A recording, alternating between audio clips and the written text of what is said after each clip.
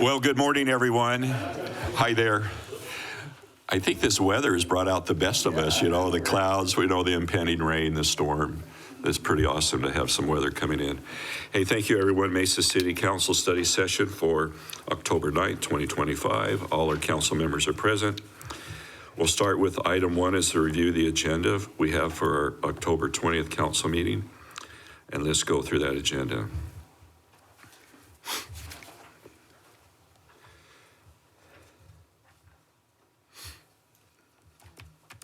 Ms. Pillsbury. Were we going to do the 5A presentation? I would Absolutely, love that. staff's definitely prepared for that. So if we could have staff come up to tell you a little bit about the purchase of this building.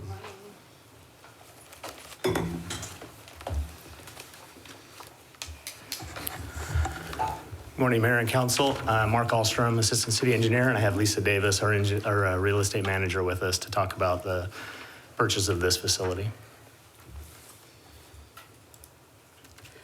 Good morning, Mayor and Council. We're here to talk about the potential purchase of 2 buildings from MCCD, which is Maricopa County Community College District. They're located here in downtown Mesa, just east of Center Street here, and then south of University. Here's our Mesa Convention Center, and then the Delta Hotel is right across the street from 165 and 145 North Centennial. 145 North Centennial is on top of our garage that we own currently. It's on the 4th floor. And 165 is a 2-story building. Starting with the discussion of 145 North Centennial, it is approximately 33,000 square feet. It was constructed in 1990 and the AC units were recently replaced. There is a unit 3, which is just air rights for potentially building in the future, about 18,000 square feet. We had a third-party appraiser appraise the building and it came in at a valuation of $4,080,000. Here are some pictures that staff took when we had the tour. They recently did some renovations on the lobby building as well as in the conference buildings. The second building is 165 North Centennial. It's a 2-story structure. It was built in the 1980s. It had a lot of deferred maintenance that actually MCCD provided us a list of those deferred maintenance, and it cost about $2.7 million to bring it up to standards. So it appraised at $650,000. And the plan is to demolish the building, put in some low water landscape, and then use it maybe potentially for some redevelopment in the future. It is close to Site 17 as well as the Delta Hotel. Here's some staff pictures as well from the tour. These are some internal pictures, and then this is external windows there. Again, staff is recommending that we purchase the 2 buildings for $4,730,000. If you have any questions, I'll be happy to answer them. Council, any questions? Mayor, I would just add, we've appreciated the discussion, the partnership with MCC and the Community College District on this. They approached us when they realized that this would be excess property for them. Certainly, as has been alluded to, the location of this adjacent to cul-de-sac, adjacent to the Delta and the Convention Center and the library, it's just a key site for us to be able to help control redevelopment on the area for the site that we would demolish and then look for future opportunities for redevelopment. On the side on top of the parking garage, though, that is definitely space that we need for city staff right now. We have some of our own facilities with deferred maintenance, and we have a desperate need to find some areas that we can relocate some of our staff as we look towards future redevelopment, including the 55 North Center building, which is part of our long-term agreement with ASU for redevelopment, the DSD and the other employees that reside in that building. They could speak to, it's seen its better days, and we were about to spend potentially millions of dollars to just get that up to workable status, and it would be much better for us to instead use those funds towards issues like this, getting our employees into a better space, and then be able to further our partnership with ASU on that building, for example. So staff's engaged in an overall master plan right now so that we make sure that we match up our facility needs with the long-term needs and current needs, frankly, of the city as well. So we're working through that right now, but we definitely see this purchase as a key component to that. Thank you. Ms. Pillsbury. So that floor above the garage is still good, and we would use that for city offices, is what you're suggesting? It is. Facilities and engineering spent a lot of time looking at this. It needs a little bit of TLC just to get it up to the standard to move our employees into, but it's in really good shape. It's got great bones and good infrastructure, AC units, other things as they alluded to. So we feel very good about being able to get some employees into that space in the not too distant future. I know the chamber already left, and the Veterans Center, I think, already left or is leaving. They already left. Anyway, so are there what's happening to any other tenants that are there? Mayor, Councilmember Spilsbury, actually, the Veterans Coalition is still there. Oh, okay. They're going to be there until the end of November. Okay. And I believe everyone else has vacated. Okay. So, and then MCC is just not planning on using it at all anymore? Okay. Correct. Okay. Ms. Duff. Yeah, I just wanted to add that looking at the overall structure of what we're trying to achieve in downtown is, the Arts and Innovation District. When we think about our future development and transformation, we're looking at, definitely from Main Street, if not further, tying in the Mesa Arts Center between Center and Centennial, which this is the street that abuts to this property, all of the way to University, that being our Arts and Innovation District, where we're bringing in ASU. We want to have some economic development opportunities, going more vertical, getting a garage, convention center, amphitheater, all tying in, having a pedestrian pathway along the Lewis pathway, which actually used to be a road, I guess, but it's a walkway right now. It's just no one knows about it unless you know the area. But to enhance that, so you have pedestrian bike access through all the properties, especially as we get more ASU schools. So I think it's very important that the city takes control of the properties and for our own use or whatever proposed use that we think is ideal. This particular property is targeted as needing it for staff so that we can make other areas near the Main Street and for some other opportunities with ASU and whatever else. So that corridor between Main Street to University, between Center and Centennial is highly defined, including the Mesa Arts Center, which is a little bit south, as the Arts and Innovation District, taking control of the area to have some economic development and higher education and city public services all through there and making it all connected, walkable, and a place. And we have some other projects in works as far as on the private investment side. So this is going to be fabulous. So I think it's very important to take control of the properties so that we can shape that and not leave it to happenstance. Thank you. Oh, one other comment. Since my husband was renting here a number of years, MCC went through the 165 Centennial building and put in all new AC units. They spent a huge amount of money. So in looking at the demolition, and being those units are maybe 1 or 2 years old, somehow salvaging those, whether we would reuse them, sell them for another purpose, maybe MPS, I don't know. But I would like to see those repurposed since there's a huge investment in those and they're in good shape.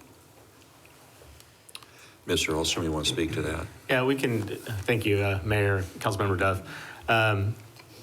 The units on the building were replaced, I think it was 5 years ago, is in the report. But we'll definitely, as we develop plans, once we have authorization to go forward, we'll look at what opportunities there may be for salvage and reuse. We've had some cases in the past where reuse doesn't always work as well as we'd like it to, but we'll definitely look into that. Mr. Adams? Thank you. Good morning. A couple of questions at least. So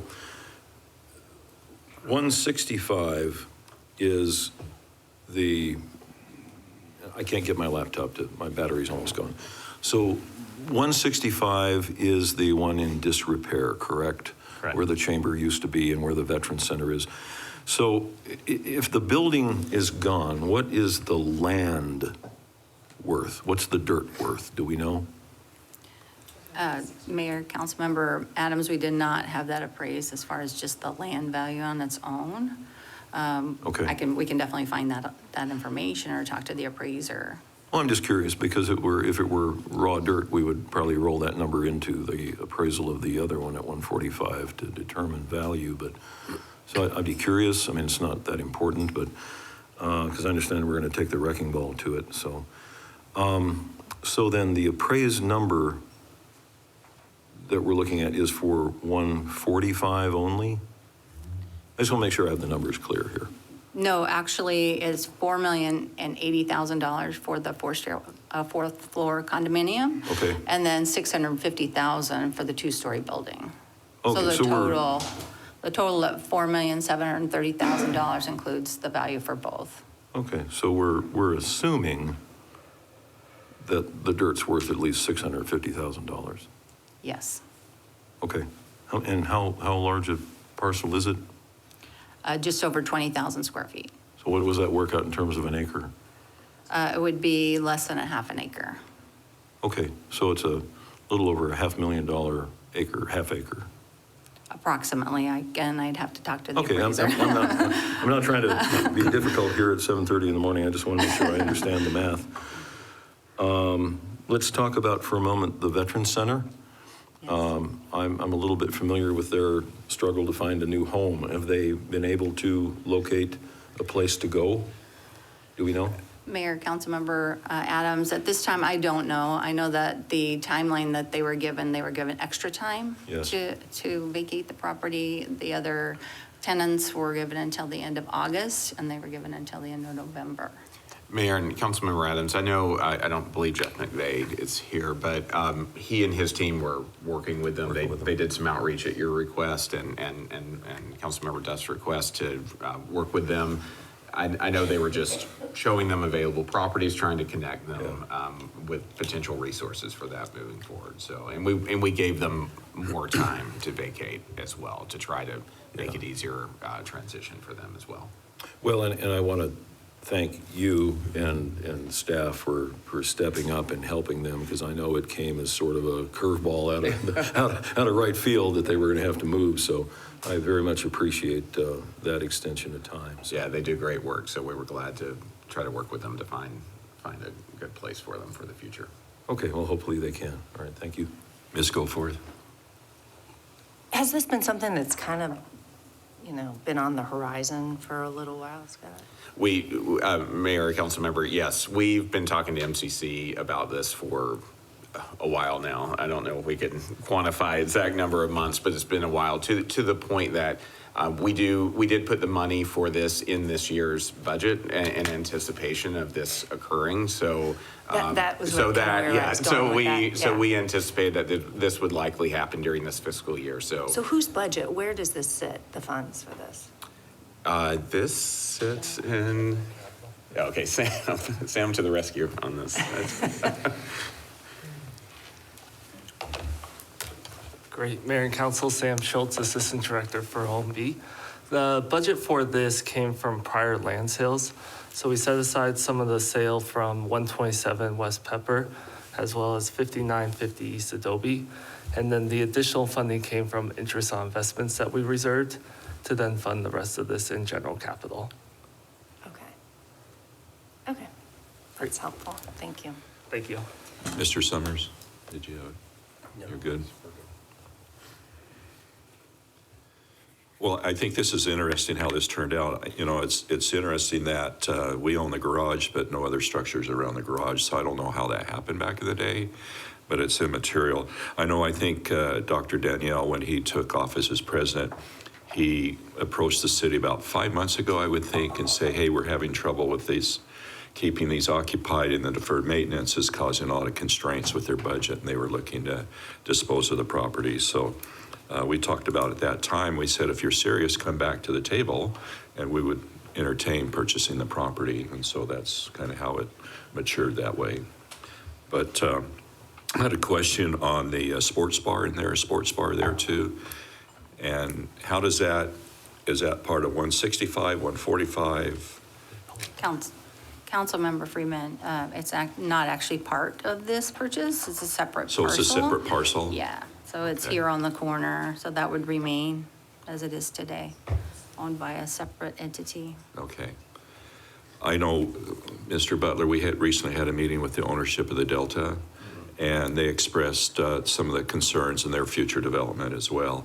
And so maybe you can elaborate on our collaboration with them, possibly with. Yeah, absolutely. And improvements. I think they're very happy about the fact that we're taking control of this site. And since we have a shared vision of hoping to activate this, and part of the connector that we would eventually, as Councilmember Duff was alluding to, as ASU has referred to it as the light walk, but the Lewis pathway, how that's activated in order to tie in the Convention Center Amphitheater Delta area along with cul-de-sac, bringing that down to the light rail station and others is all part of our future planning. And so this site may or may not be part of that, but certainly being able to activate that in a way that helps the Delta and the efforts that we're trying to do with the Convention Center and all of the uses in that area, I think is really important. So we'll raise the site, we'll make it look good, and then we'll hold on to that until the right opportunity comes along for either to sell it as part of a partnership or whatever the use may be in the future. Good. What I didn't hear was a timeline on purchasing if this were to move forward. Mayor Freeman, if it does move forward, if council approves it on the 20th, we'd probably go into escrow on the 21st. We have 90 days for feasibility, which would give us time to do some environmental testing, as well as doing some ALTA surveys, and then close on that probably January or February. Okay, thank you. Mr. Adams? I could be wrong about this, but it seems to me that at one time or another, between that building, the 165 building, and the parking garage, wasn't there established some kind of a veterans, I don't want to call it a memorial, but some type of of either pavers or other, or benches with dedicated to various individuals? Wasn't there some type of an honorarium established there at one time? I could be totally wrong about that, but it seems to me that there was something. Councilmember Adams, I'm Like not that? sure, I'm not aware of it, but I know there's still a walkway there, and the walkway would remain as it is today. Well, I suppose if even- the folks at the Veteran Center were concerned about it, they would have voiced that concern, but I'm probably remembering wrong. Well, I Well, mean, Ms. Duff can speak to that. yeah. Yeah, there is a little, what they call a kind of a garden area. Yeah, yeah. And the Veterans Center had used it for anybody visiting, that they had a place for reflection and sitting in a quiet outdoor space. They have the benches, some plants. I'd have to look as far as if they have any dedicated things. I don't remember. I remember being there at the opening. I think it was a Mesa Leadership Project that funded that, but I hope if there is any dedicated object, stones, whatever, that if the Veterans Center moves, maybe that could be relocated. I don't know. I don't know. Vague remembrance I'll of have it. to look and see if Okay. there's any dedicated things other than just the garden area. I think there was something about the Buffalo Soldiers there too, if I remember right, along with the veterans. We had an event there with Bruce Nelson. Okay. Well, I think that wraps it up. Council, anything else? All right, we'll see what happens on the 20th. Thank you. All right. Anything else on the agenda for the 20th? Yeah, there is one thing, and maybe it's just, I don't know what has happened to this room, but access to things, not so good. Item, I don't really have any questions on it. On item 6A, the Haas Village 5, it's just, I have not been able to see any downloaded documentation for that. I flagged it just so that I could double check this morning, and I thought, maybe it was just late being uploaded, but I'm still, don't have it. Does anybody else have documentation on 6A? Yeah, Mayor and Council, that was just uploaded this morning. This is part of the challenge that we're reviewing the agenda so early. So there's going to be some backup material that you may not have, but that is now available. Oh, just right now. Just uploaded, yeah. Right when you said it, we hit the upload. Yeah, I figured that, they heard 6A and they download. Yeah.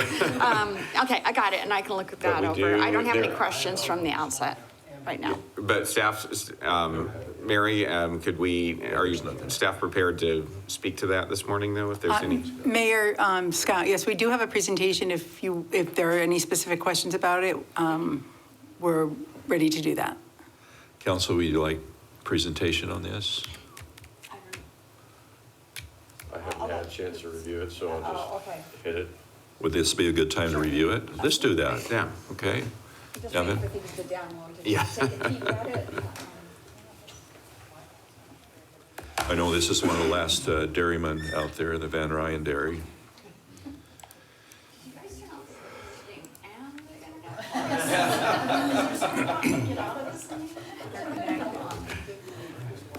She's on to me.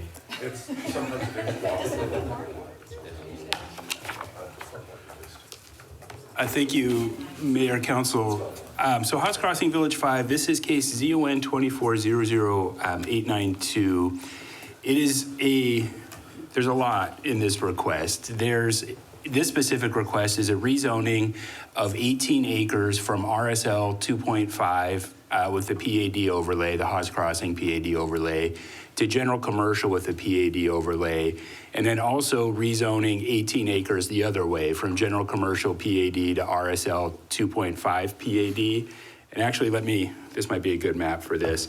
Essentially what the request is, here's the current zoning on the site. You can see State Route 24 is on the right side of this image, where essentially the request is to move that general commercial zoning from its location up against the freeway to the corner of Warner and Haas Road to make it a more viable commercial site.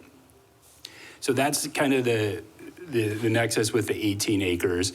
They're also asking for a second PAD overlay that would sit on top of the Haas Crossing PAD with some deviation specific to this project. They're asking for a council use permit related to the density for attached single residence in a general commercial zoning district, and also specific plan approval. Specific plan approval is a concept in the Haas Crossing PAD. It's essentially a preliminary plat for residential development. So that's the request, and it's to allow for 342 single resident units. As I mentioned, this is the northeast corner of Warner Road and Haas Road. This is Village 5 in Haas Crossing. There's a total of 8 villages in Haas Crossing. This one is Village 5. When this comes back to council for action on November 3rd, it will be accompanied by a major general plan amendment.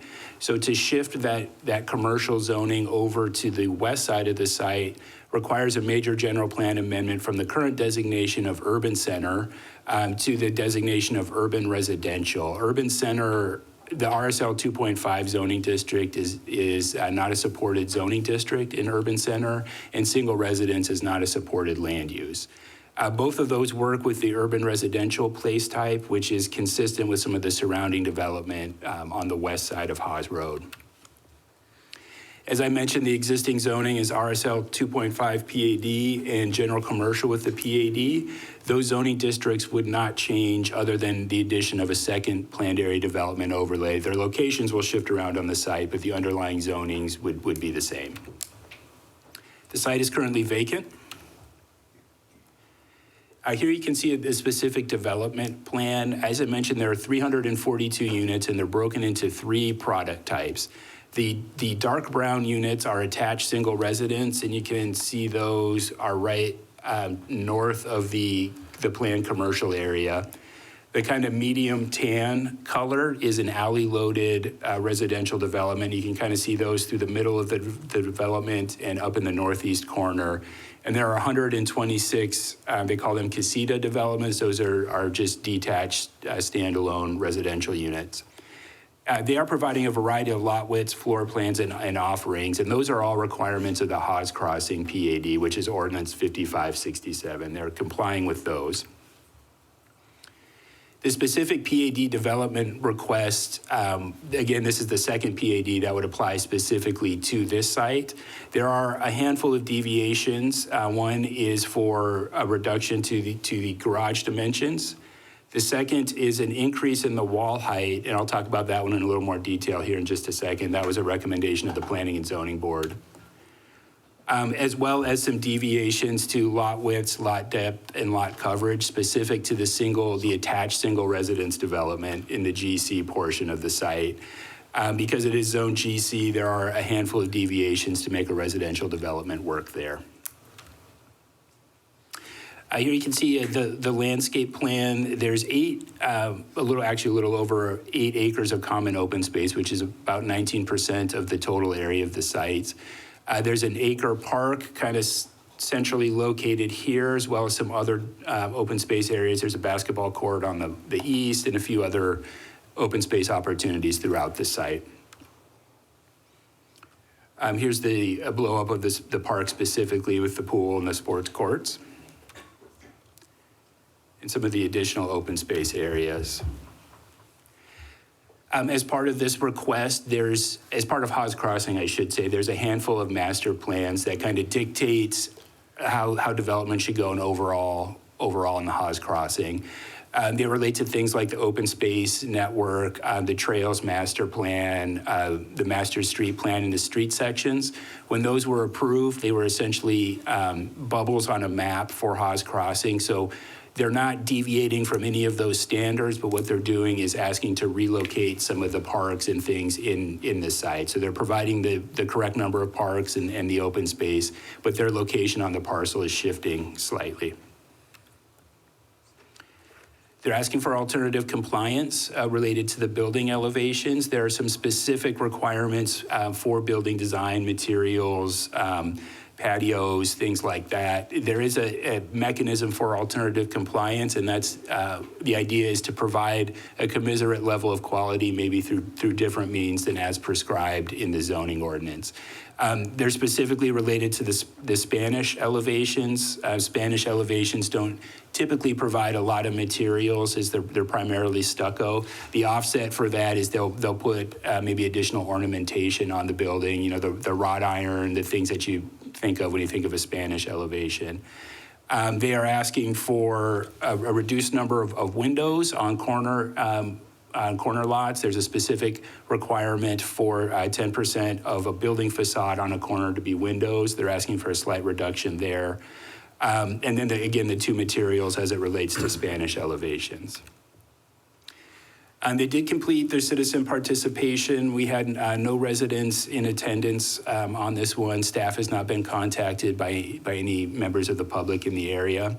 They did the neighborhood meeting as part of the general plan. We'll talk a little bit more about that in November. There were 2 public hearings required for that. One was at the Dobson Ranch Library. One was at the normal, the former council chambers. Staff finds that it does comply with the requirements for a PAD site plan review, as well as the requirements for a council use permit. Staff's recommending approval with conditions. The Planning and Zoning Board also recommended approval with conditions with 4 caveats. And they asked for some changes to be made before this project came before City Council. That was to relocate Merritt, which is the furthest east street adjacent to the 24, to the east, so that there were no lots directly adjacent to the 24. Move some of the lots to the west side of Merritt again to try to create some more separation between the residential and the freeway. Provide 5 feet of landscaping in an 8-foot theme wall along the east property line. Here is an example of what on the left, excuse me, I got these backwards. On the right is what went to Planning and Zoning Board, and you can see the lots here adjacent to State Route 24. The request from the Planning and Zoning Board was before this went to council to relocate those lots. So what the applicant did was reconfigure this portion of the site here to move the lots that were previously adjacent to the 24 more internal to the site to use merit in this additional open space as a buffer between the residential units in State Route 24. The applicant made those changes, provided updated documents, and council, it sounds like those have been uploaded for your review. With that, we are recommending approval. Planning and Zoning Board recommended approval, and I'm happy to answer any questions the council might have. Council questions, Ms. Pillsbury? So do we have the new map? Because I'm not seeing the new map anywhere. The new map, meaning the new development plan? Well, no, you just said they moved, the two maps you just showed us, I'm not seeing that we have the new map. So if that was made before council, how come council doesn't have that map? Yeah, she's right. I'm not seeing it We, either. Or is it in here? it's the development plan file, Mayor, Councilmember Spilsbury. We uploaded, I'm happy to send you the one that the Planning and Zoning Board saw. What we uploaded to council was the revised version. We didn't upload the previous version. I'm happy to provide that On to you. the presentation we have has the old one. Okay, I understand.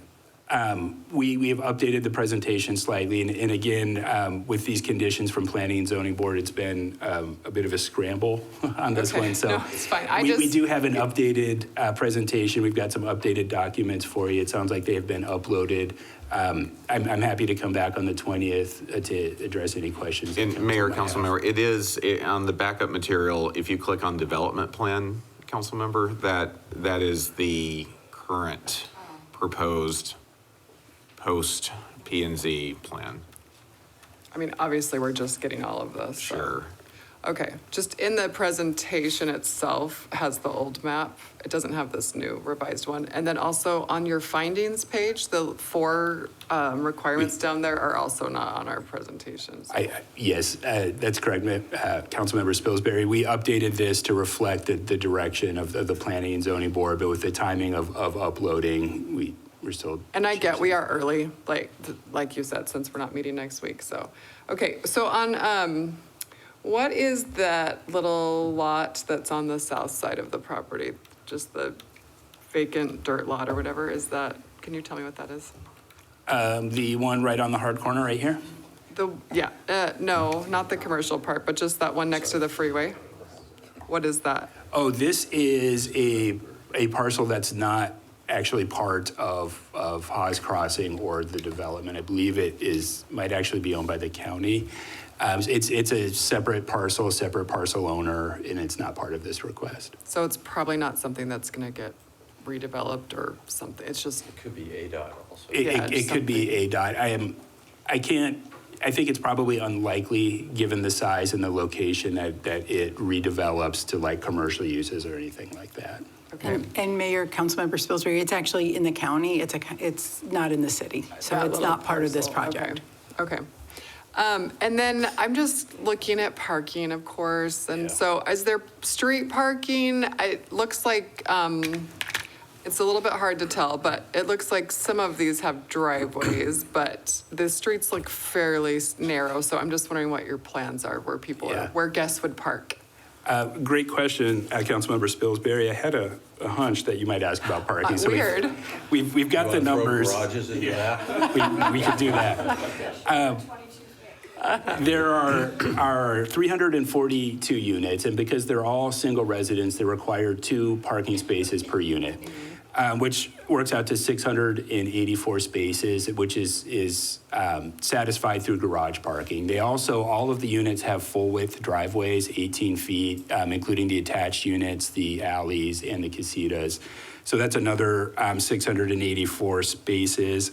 There are 26 designated guest parking spaces in the attached area down here.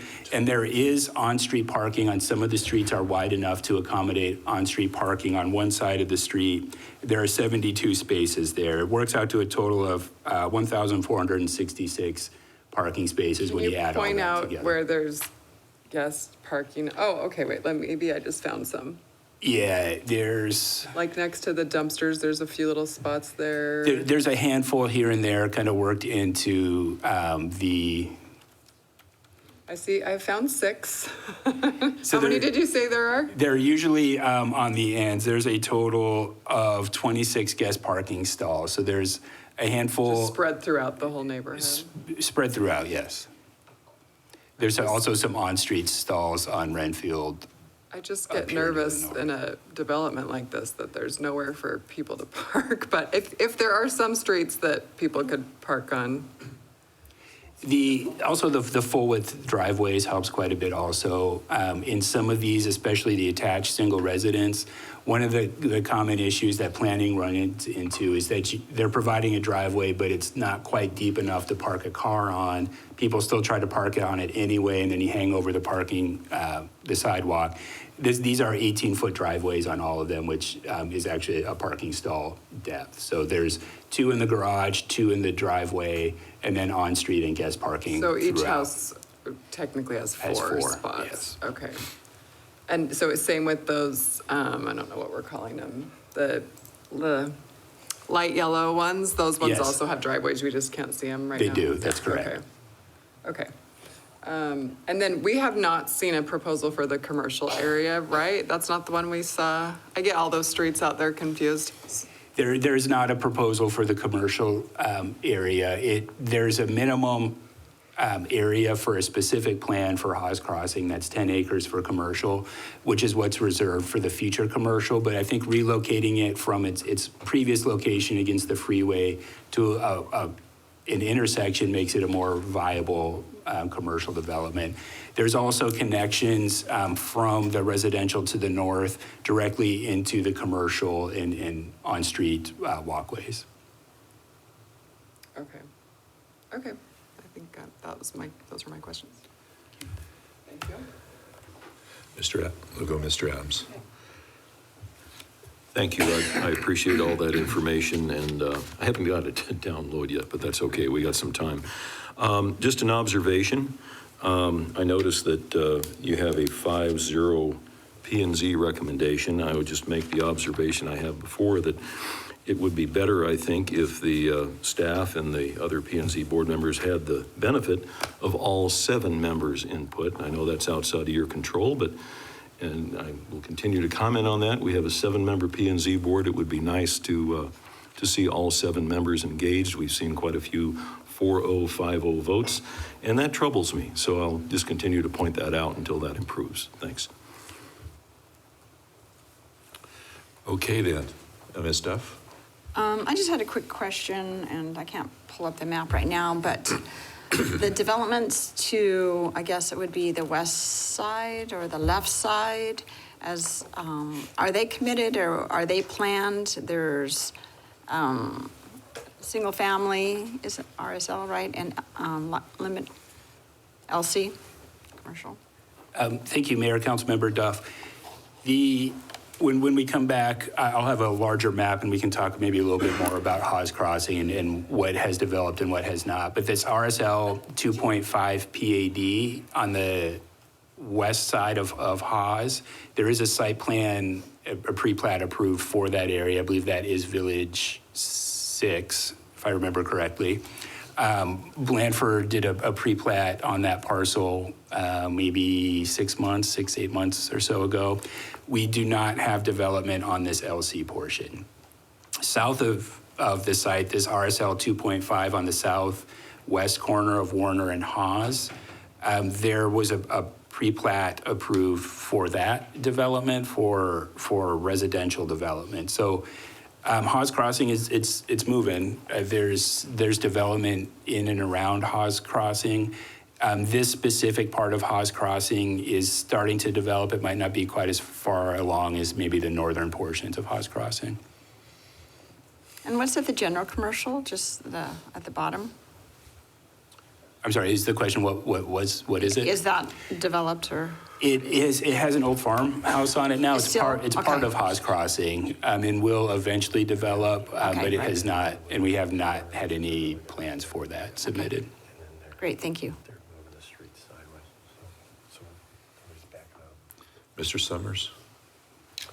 No, I was just reading the material. I think you know my issues with garages. This is another area where there is no transit. This is not transit-oriented development by any stretch.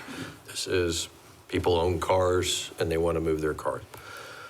This is probably the best discussion on page 5 of the submittal documents.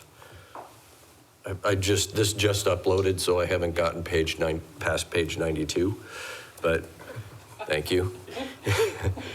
But this is the best description of wtank lesser depth is okay here. And it mentions that they're not going to have hot water heaters, they're going to do tankless water heat, and they'll have spaces for the trash receptacles. This is something I could wrap my head around. In addition, I'm going to be looking at this more, but because of that parking space, the pads that you do have a driveway you can park on. It's important. I'm reserving my judgment, but I might be all right with this. So we'll have probably more discussion on the 20th, and then I'll get with you, Mary. I know we have a meeting later today, and some of the discussion, but this starts to make sense to me. So I would be all right. Mr. Heredia? I think to Councilmember Dove's question, I remember when we passed House Crossing, there's percentages around commercial housing.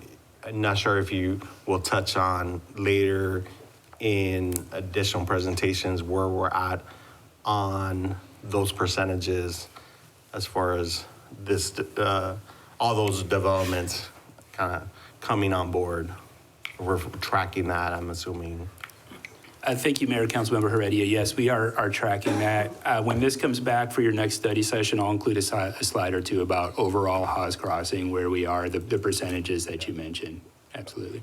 And Mayor, Councilmember Heredia, one of the things that is really important to note is that there is that GC area that's along 24, and in working on this project, it was very clear that we needed to maintain that, which is why the whole thing is not RSL, in that we've maintained that commercial space down on Warner. So it was kind of a swapping of the location so that we maintain that commercial space. So, Mayor, Councilmember, I think would just add that considering the robust discussion that surrounded Haas Crossing in general, we would not want to give up any of those percentages unless it was a really thoughtful discussion from council to do that. So whereas, development might move some things around like we're seeing here, we'd want to maintain that overall mix that council agreed to when they first passed Haas Crossing, to have a more mixed-use, vibrant environment like that. Just a follow-up question, Evan. These are for sale products and they're not for rent homes? That's correct, Mayor. They are all being platted. They are all for sale, single residence. Lennar is the developer. They did Haas Crossing Village 1, which is on the north side of Elliott, not too far from here. And it would be a similar feel, I think, to that development. Okay. Just a follow-up question. As the commercial development proceeds, you get these large neighborhood, I'm going to call it a large neighborhood area without probably a fuel station, grocery store, other amenities you might enjoy close by. So I hope some development comes with that, in the future for that area. But Mayor, can I yeah. jump onto that? I was Sure. wondering, are there any time frames wrapped around residential versus commercial and those percentages and when they have to be done? Since I wasn't here during this approval. Yeah, thank you, Mayor. Councilmember Goforth. No, so it's not structured like kind of like we did with Fiesta, where we had those milestones. Haas Crossing is a little bit different, and what they did is there's specific areas you need at least 10 acres to do a specific plan.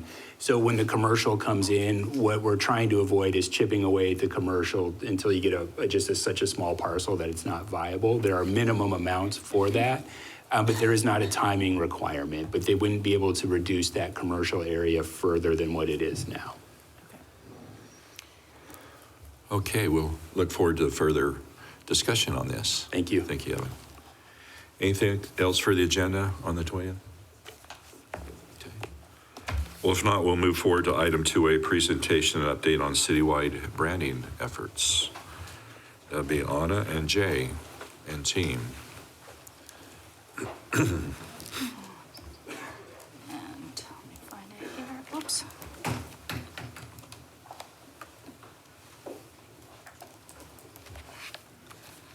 Good morning, Mayor Council. I'm Ana Pereira, Communications Director for the city, and I'm here with Jay O'Donnell, Economic Development Director. We heard you loud and clear at the spring retreat about the need for unified city branding, and we're both here to talk to you more about what can we do to take the Mesa brand to the next level. Despite Mesa's unprecedented growth and transformation into a thriving urban hub of education, innovation, and arts, we are still facing tired, old negative stereotypes that don't really reflect who we are today or our trajectory. We currently lack a cohesive, consistent, easily recognizable, and modern brand identity. As you see here, we have many logos, and that's something that Mayor Freeman brought up during that retreat. We did an internal survey of all of our different logos and identity, and we found that we have more than 40 of them. And some of them don't even lack, they don't even have our colors, they don't have our 3 mesas, so there is really a lack of cohesive visual identity. On the other hand, we have Amazon. You might not know what AWS or Kindle stand for, but you really see that they're part of the Amazon brand. So imagine when they started as a bookseller, and if at that point, every time they added a new unit, so household items, clothing, they created a different logo, they wouldn't have necessarily as strong a visual brand as they have today. So that's one of the challenges that we're facing here in the city, is that there is that lack of a cohesive, unified visual brand identity, but that also happens with our voice. Our departments, our different units, our different initiatives, we understand that they all have to communicate their programs and services, but we're talking about Mesa in different ways. And that is also a problem. So we have an issue both in the visual side of things, but also in our narrative. There is a lack of cohesiveness. So the opportunity in front of us is to create a unified framework, one that reflects Mesa's direction, supports investment, and builds community pride. We will not be overhauling our brand or redesigning our logo. We already have a good logo, but it's how are we going to build from here to strengthen what we currently have. So the goal and objectives of this brand refresh are clear: shifting outdated perceptions and addressing reputation gaps, increasing Mesa's brand value and recognition, unifying our messaging and identity across departments. And I want to talk a little bit about this. This doesn't mean that everyone is going to have the same voice and we're going to say the same things, but we're going to create some umbrella messaging of who we are, and from there distill that into what it means for each one of our units. So I want to make that clear. And supporting long-term economic growth. This means developing consistent visual parameters, taglines, defining our mission and vision. How are we talking and to whom? Then we're going to create and implement the framework that is going to give us the consistency that we're going to need and the tools that we're going to need to all have that unified, strong visual identity and narrative for the city. This whole process has very clear benefits, and this is what we hope to achieve. Stronger connections with our residents and businesses, clear, more effective marketing. It's a lot easier when you have the tools at your disposal, when you know what you're supposed to be doing and how you're supposed to be doing it. Better talent and investment attraction, because people are going to know what they're going to get when they come to Mesa, whether there is to work for us, live here, or create business here in the city. And a modern identity that fosters civic pride. This process is not new to us, and Jay's going to talk more about some of the work that she's already done within the Office of Economic Development. Thank you, Anna. Mayor and Council, good to be with you this morning. I did want to just give a couple of examples of how we have worked in this arena before. We have developed logos or brands over time. These are ones that we have led out of the Office of Economic Development. You can see on screen there's LaunchPoint, Mesa Business Builder, the Falcon District, Asian District, and then we've also launched the retail awareness campaign under More to Mesa, and we're currently undergoing a Mesa Office of Economic Development brand refresh. But I wanted to just talk a little bit about some of the nuances in creating the brands. There can be very complex processes, and there can also be very simple processes. So when we were building LaunchPoint more than a decade ago, it was a program that we were just getting off the ground, and it was a pretty simple process that we used to develop that. We talked to some of the users, we talked with a council member and from the district, and we also talked about internally what we wanted to accomplish and what we were doing as that service. And we came up with the name first, LaunchPoint Mesa, Arizona, and then we designed a logo internally. So very, very straightforward, pretty simple, and used really just internal city resources. And then on the other end of the spectrum, we followed the Falcon District process for the Asian District, but it was actually even more complex. So there's kind of a difference in programs and services that we've branded compared to branding an entire shopping district or employment district. And so with the Asian District, because it was more complex and there were more stakeholders involved, we really took an objective approach where we actually hired 2 branding agencies.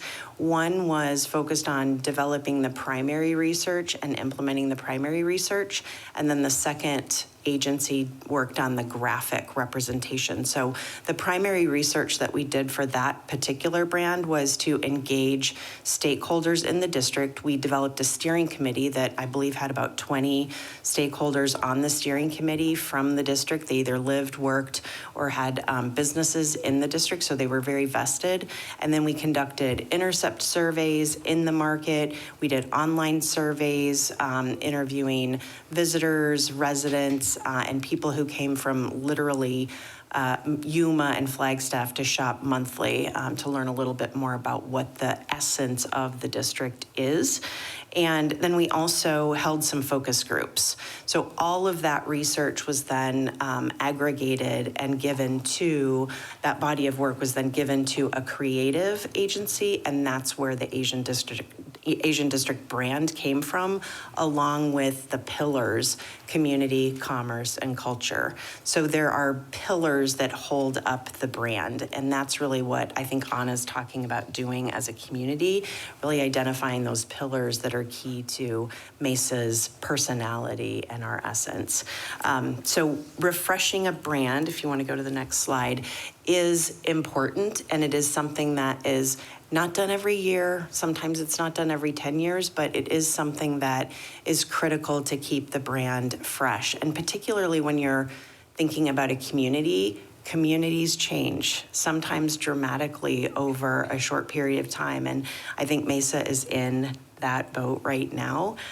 We have come a long way in just a few short years, so it is time to consider a refresh and really figure out how we want to convey those new things to the outside world. And you can see with our brand refresh that we're working on in economic development, it's not necessarily brand new pillars and brand new things that we're promoting. It's just a new message and some new graphics, and really being intentional about how we're promoting Mesa to the economic development community and to site selectors, brokers, and developers. And then Question, Jay. Jay, Yes, oh, sorry, Go thank for you. So back on the previous slide, or the previous one to that. So all those brands, which are all great, and you did a lot of work, and they're spot on for what you were trying to convey. I guess this is a comment and a question, but they don't all say Mesa, Arizona. You know what I mean? Like that umbrella you're talking, is that correct? Like is this an example of very individual and almost isolated without coming under that one identity? Or is that what you would say, Jay or Anna? Like, this is not, we're going to get away from doing this, like being completely, not that these are great, but that they don't fit under that one identity that says And that that's you can recognize Mesa from it. And that can be a problem. It can also, with a district, sometimes it's important to create those recognizable elements. So in this case, the Asian district, we're talking not necessarily about a city department, but that is an area of the city that has an identity. So it's also about how we use it. And for example, in the communications from the city, how do we use that? And do we use it with our logo? And those are the things that we're going to be answering through this process, is that how do we use some of these recognizable brands, and what are we going to do about it? Because one of the issues, and not necessarily about this, but about some of the other ones that we have within departments and initiatives, is also the credibility that comes with belonging to the city of Mesa, right? You're not just going to some organization or a for-profit entity. You're going to the city. There is a level of quality that we're known for, right? So at the same time is being able to articulate all the different services and things that our city is doing for our residents, businesses, and visitors.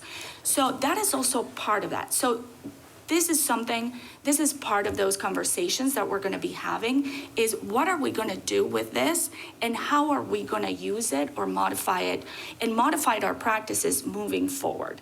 So that will be part of looking at what are some of the best practices, how others have reconciled all of this, and move forward, right? So that's going to be part of the work. Jay? Mr. Adams. And if this can be answered at the end, please feel free to say, I'm going to get to that. But the one that if we can roll back to that slide real quick, the one that I'm most familiar with is the Falcon District. I had a small role in that development of that plan, if you will, Falcon visioning process. And Jay, you and your folks came up with what I thought was a great logo that identifies aerospace manufacturing technology. That was the whole thing. So my question is, are we going to do away with, we talked about placemaking and whatnot, and it's on the power boxes. It's all over the place in the Falcon District. You know when you're there.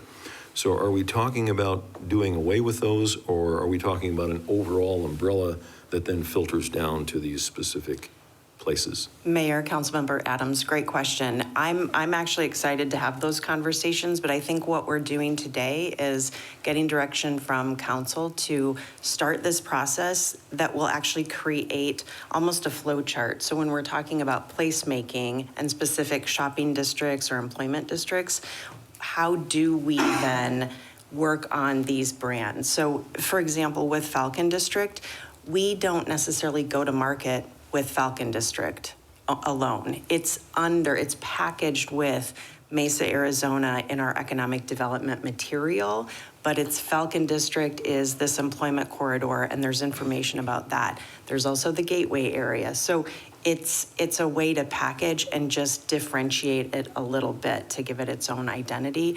I don't think we necessarily have to go do away with anything. It's how we make sure we're conveying the right message and that it's part of that Mesa community, if that makes sense. Yeah, it does. No, I'll sorry to interrupt the presentation. The only concern I had is we went to a great deal of effort to brand that area, and it took a little while, and not everybody was too happy about it, but now they are. So, okay, I'm sorry, just look forward to the rest of your presentation. And that, again, goes to that example of the Asian district. These are districts. It's different than a logo for a program or a logo for a service, right?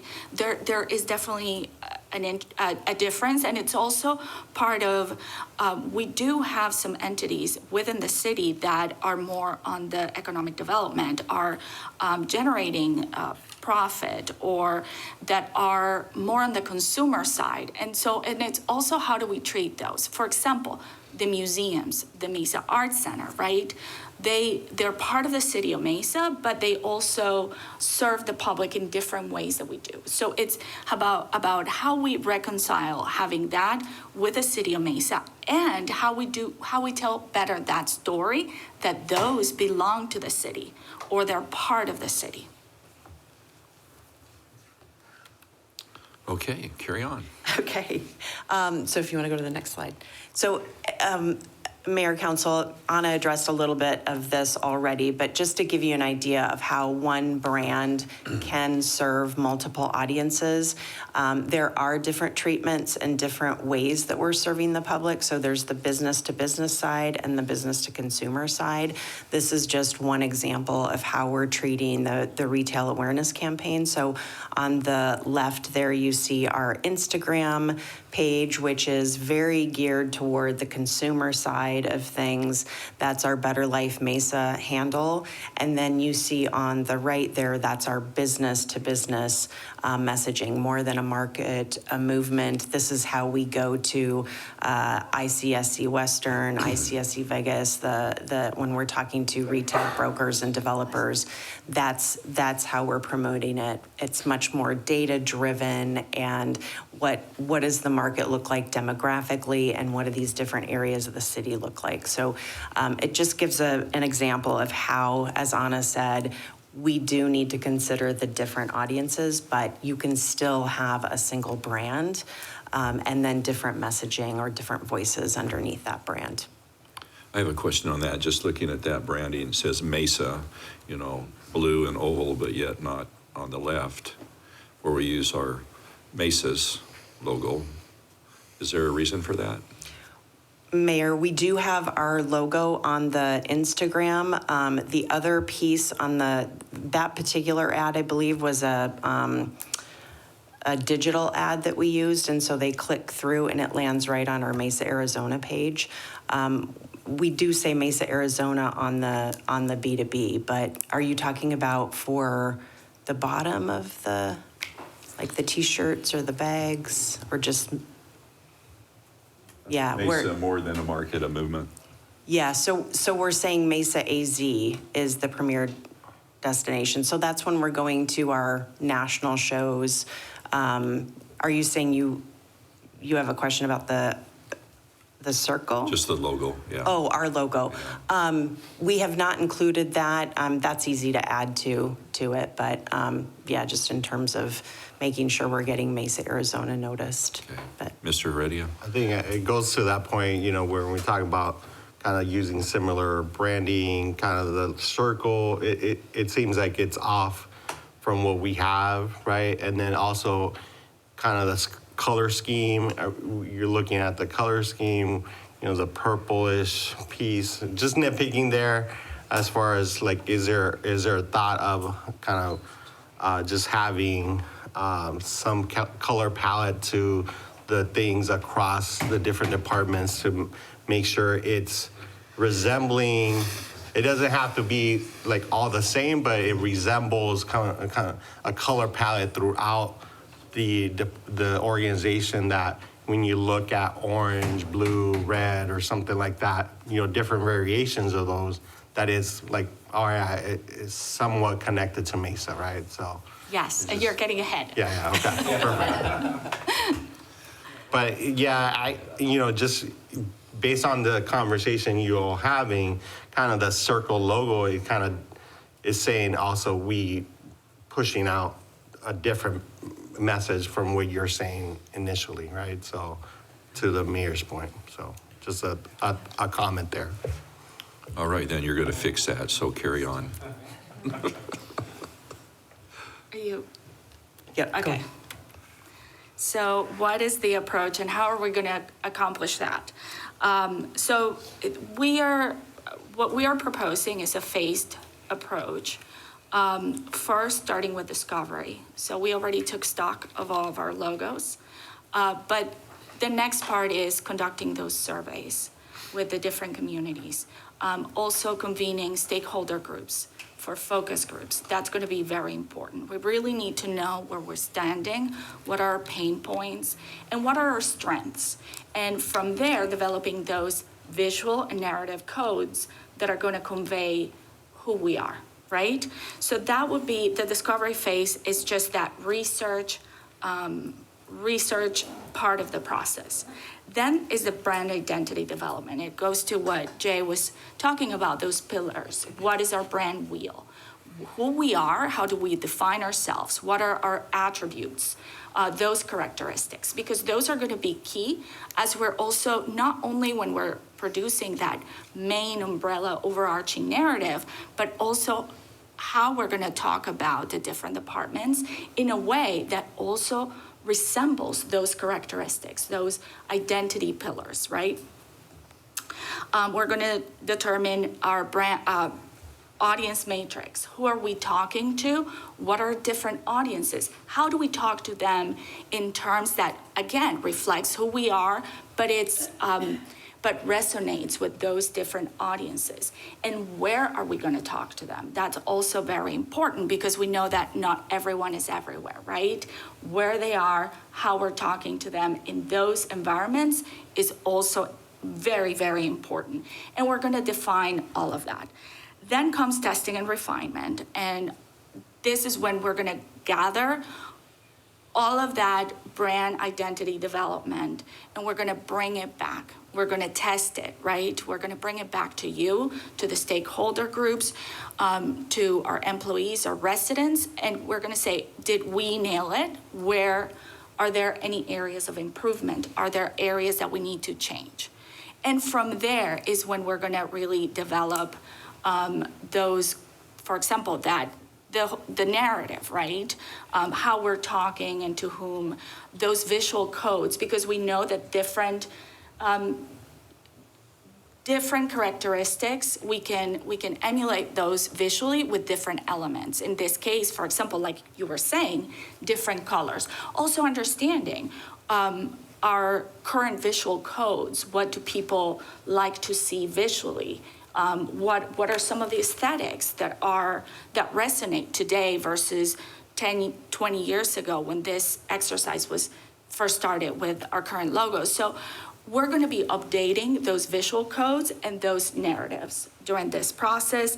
And then we're going to create some guidelines that everyone can use, both from the brand side, visual guidelines. And I brought a couple that these are from Valley Metro. They have very strong guidelines, both in terms of visual elements as well as in their narrative. How do we write who we are? How do we articulate that? It's all compiled into guides. And so we're going to be creating those, and then we're going to be launching that internal alignment, which is training staff about this and how to use it, when to use it and how. And finally is, once we roll it out, is about monitoring how we're using that brand to ensure compliance. We plan to do most of the work internally, but we do believe, both Jay and I are in agreement, that it would be beneficial, particularly during the discovery phase, to use an outside facilitator, especially for those stakeholder meetings, those focus groups. Because if we're there in the room, people are likely not going to really share their actual opinions. They might try to be nice, and we want to hear the truth, right? As hard as it is. So that would be an area where we definitely feel strongly that it would be beneficial for us to have an outside consultant. And then the deliverables. So at the end of this process, how does this look like? We will have a clear brand strategy, messaging framework, refresh visual identity, system, colors, fonts, imagery, while keeping the current logo to preserve recognition. Practical communication tools, taglines, key messages, templates, marketing toolkit, and that's those guides with those standards that I mentioned. And these are all obviously tangible tools that departments can use every day. And the end result we hope to accomplish is a modern professional brand system that conveys who we are. Who is Mesa? What is Mesa today? Any questions, comments? Ms. Spilsbury? I I mean, this is my thing. I love fonts, and I'm all about the visual stuff and what everything looks like. I think the Mesa Business Builder is like the perfect example of like using the 3 colors, you have the squares that build that kind of match the little mesa plateaus. Like that to me is like a perfect example of how this can all tie together with the branding without it having to be the exact same logo on everything, right? So I think the Asian district actually is really great because it has our 3 colors and then it adds in a few more that shows like the diversity that we have, right? So I think there's some really unique things we're already doing that really match what we're trying to do here, right? So even like with, and I don't know that you have to, but maybe an example would be Falcon Field. You leave that logo, but you add the red and the orange to it. Or are we calling it orange or yellow? What is that color? I don't know. Gold, And orange. we don't know if those are going to be the colors at the end of this. They need to be because that's Mesa, right? Like we have a great logo. Like you said, I would hate it if we changed our logo. That's so, I mean, we don't, there's other cities around here that have done some bad things with their We're logos. not changing our We're logo. not changing our logo. And I don't think we should change the colors. We're not going to do our Cracker Barrel moment. No. No one wants that. But so like, I don't know, I feel like, I don't think we need that much work. I just really don't. I mean, do you want me to be the moderator? We could save a lot of money. I'll do it for free. No, I feel like we maybe are making this a bigger thing than we even need to. And that would be great because that would be a lot easier, right? To start I don't know. from that point. Yeah, I mean, I just think we don't want to create all these new logos, so let's let them tie in. But we're already kind of doing that, and we have a great foundational logo to start. And again, that Mesa Business Builder is a beautiful example of that. That's very Mesa, Arizona, but it's saying, what does this do? It helps build businesses, right? Like, I think there are some, anyways, what you want to say something. No, talking about branding and colors is almost like picking out art. And I said that's Totally. something I We're would all going to have different opinions. have this council do. But no, it's, you're exactly right. And this has been really important to me as well, even before I was in this role. That was one of the reasons why I wanted PIO, because how we communicate and what we communicate is essential, right? If you don't start with a cohesive baseline of that, marketing 101 is, develop your message and then repeat it ad nauseum until people are tired of hearing it, right? And I think if you'll go to the deliverables slide, I just want to say, I mean, we all care about colors and the look of something. That's very important. But I think brand strategy, frankly, is the most important thing because that is what we say. And we may say it slightly different. It may be a slightly different logo, even though we want cohesiveness, as Anna alluded to with kind of the Amazon example. But I think more important, what are we saying? That's going to define whether we've been successful or not, is that we all have a cohesive message that we take out to the community. And there's different groups, as Jay alluded to, right? The way we speak to someone from a business to business standpoint as we're trying to sell Mesa to a commercial broker back east or something may be very different than what we're trying to do to convince someone in Chandler that they need to go try restaurants in downtown Mesa. Those are very different strategies, but still this notion though that we need to be locked in and cohesive and intentional, my favorite word of course, on how we're defining that message. And so Jay referred to it as picking the pillars, and then the brand comes from that. And I think that's a lot of what we really, I will personally define success, especially if that brand strategy element of that it's more clearly defined and we're cohesive throughout all of our business groups about business operations of the city and outside groups of how they speak about Mesa and our brand strategy. Okay. I mean, I think we go through the process. Like, I'm not saying not to go through the process. I just feel like we're talking about something bigger than what we really need because I think we're already doing really well. I would be really sad to even update our logo. I think anyways. I can promise you that logo is not going to. Okay. But yeah, I'm thinking of an example like Together Mesa. We could have brought in the red, orange, blue colors to it to maybe make more of that cohesive instead of creating a new brand under Together Mesa, that is then on shirts and signs, right? So That's essentially what that it would be is. like a good example of something that is a really important initiative to me, and I think it's an amazing thing that we do in our community, but like it doesn't really say Mesa Correct. from what we visually see Mesa being. Correct. Yeah. That was the point of gathering some of those logos that I had at the beginning. Yes. Because the one thing they had in common was the lack of visual cues to the city. Yeah, And they might it's- be great on their own, but it doesn't tie them It doesn't into tag, Mesa. like, and I hate to single out any of them, but like some of them, yes, they have completely different color. And granted, the city does have, on our brands guide, we have alternative colors, that Okay. we have alternative palettes. But they only work if you have the three Mesas and the name, right? Because otherwise, it doesn't really tie in. Yeah. So we have to be smart about how these are used, right? How are we using the actual logo versus those alternative palettes, and creating those, I hate to use the word rules, but those rules on how do we really use both. Both can live at the same time, but how do we use them is important. Pillars is good. I like pillars kind of like gives you the structure and the foundation. Like instead of saying rules, right? Those are our pillars we work off of. Ms. Goforth?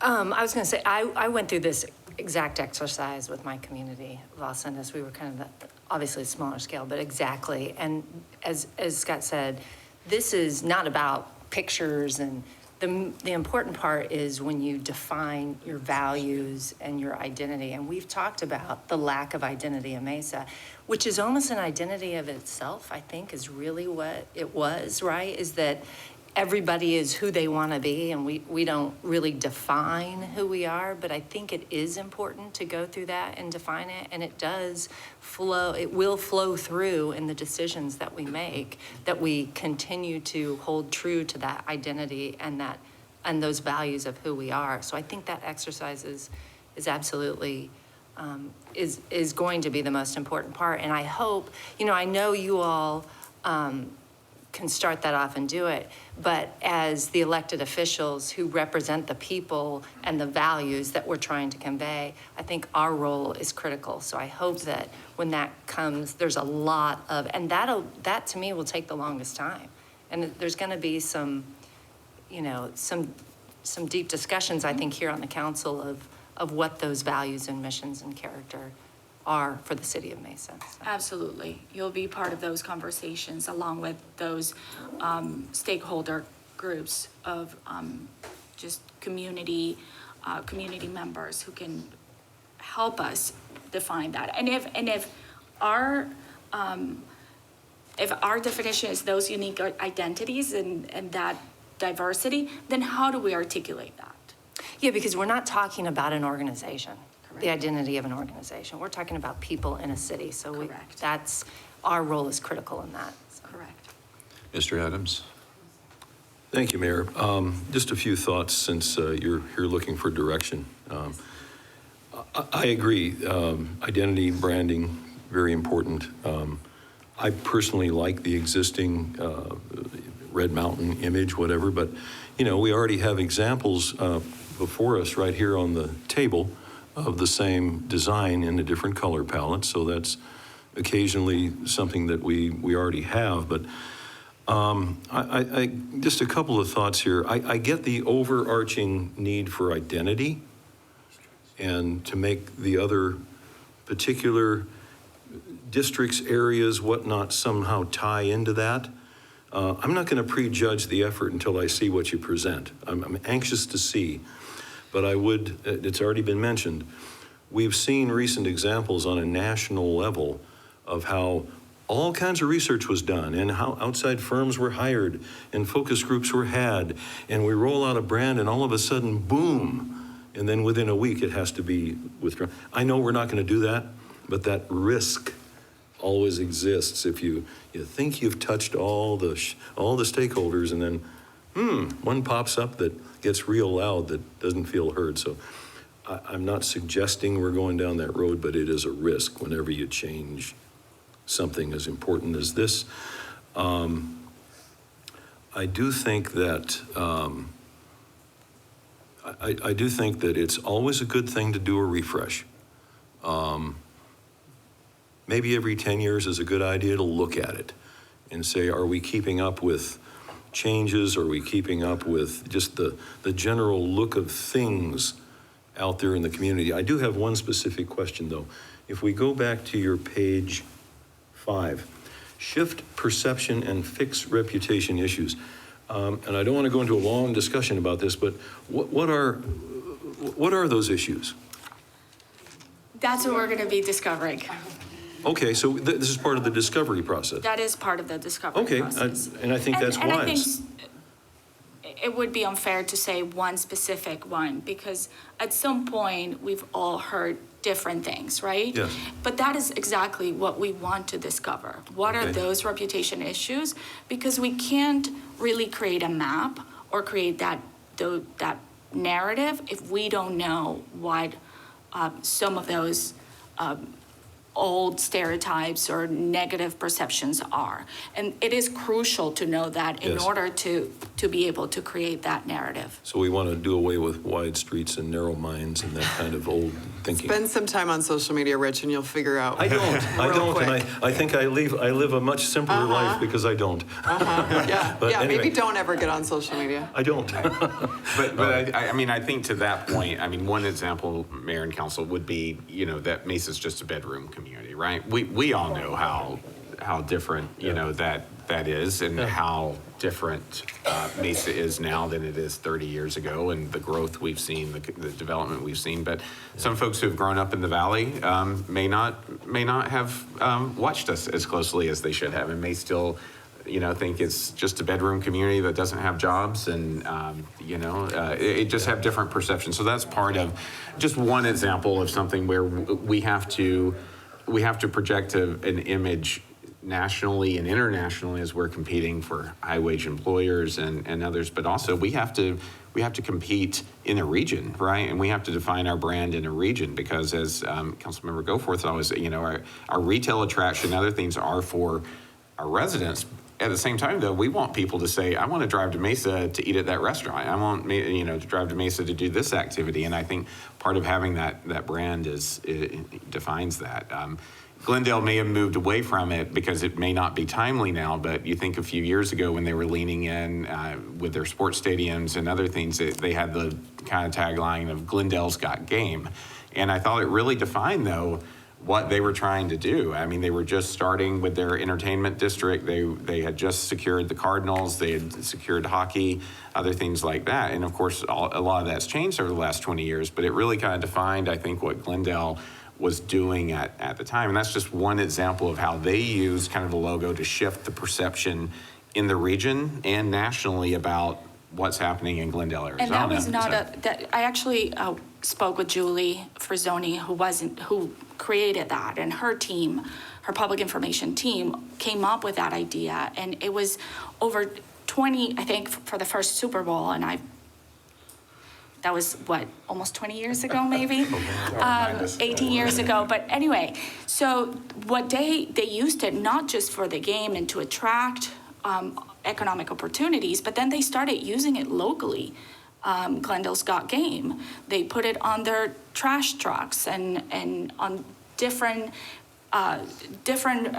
city assets, because it meant that they were in the mix, that there were things to do. It wasn't just about sports, and that's more of what we're trying to do. And it wasn't a logo. They did have an identity for that marketing campaign, but it wasn't a logo. They still use their City of Glendale logo.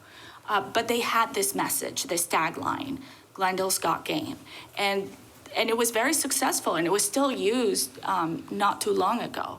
So that's something that we would like to emulate with this effort. Oh, I look forward to your further presentations and council's involvement, though. Thank you. And Mayor, if I may, just to answer your question to Councilmember Adams about the risk, I do think that it's it's really important to do the research up front and to have a steering committee, which you would be deeply engaged in that process as council members, as leaders of the community, because it really does help identify where there are gaps and where we need to prioritize the focus. Oftentimes too, and I think Mesa sometimes falls into this category, there's not necessarily a negative perception, there's no perception. And it's almost harder then to sell against that.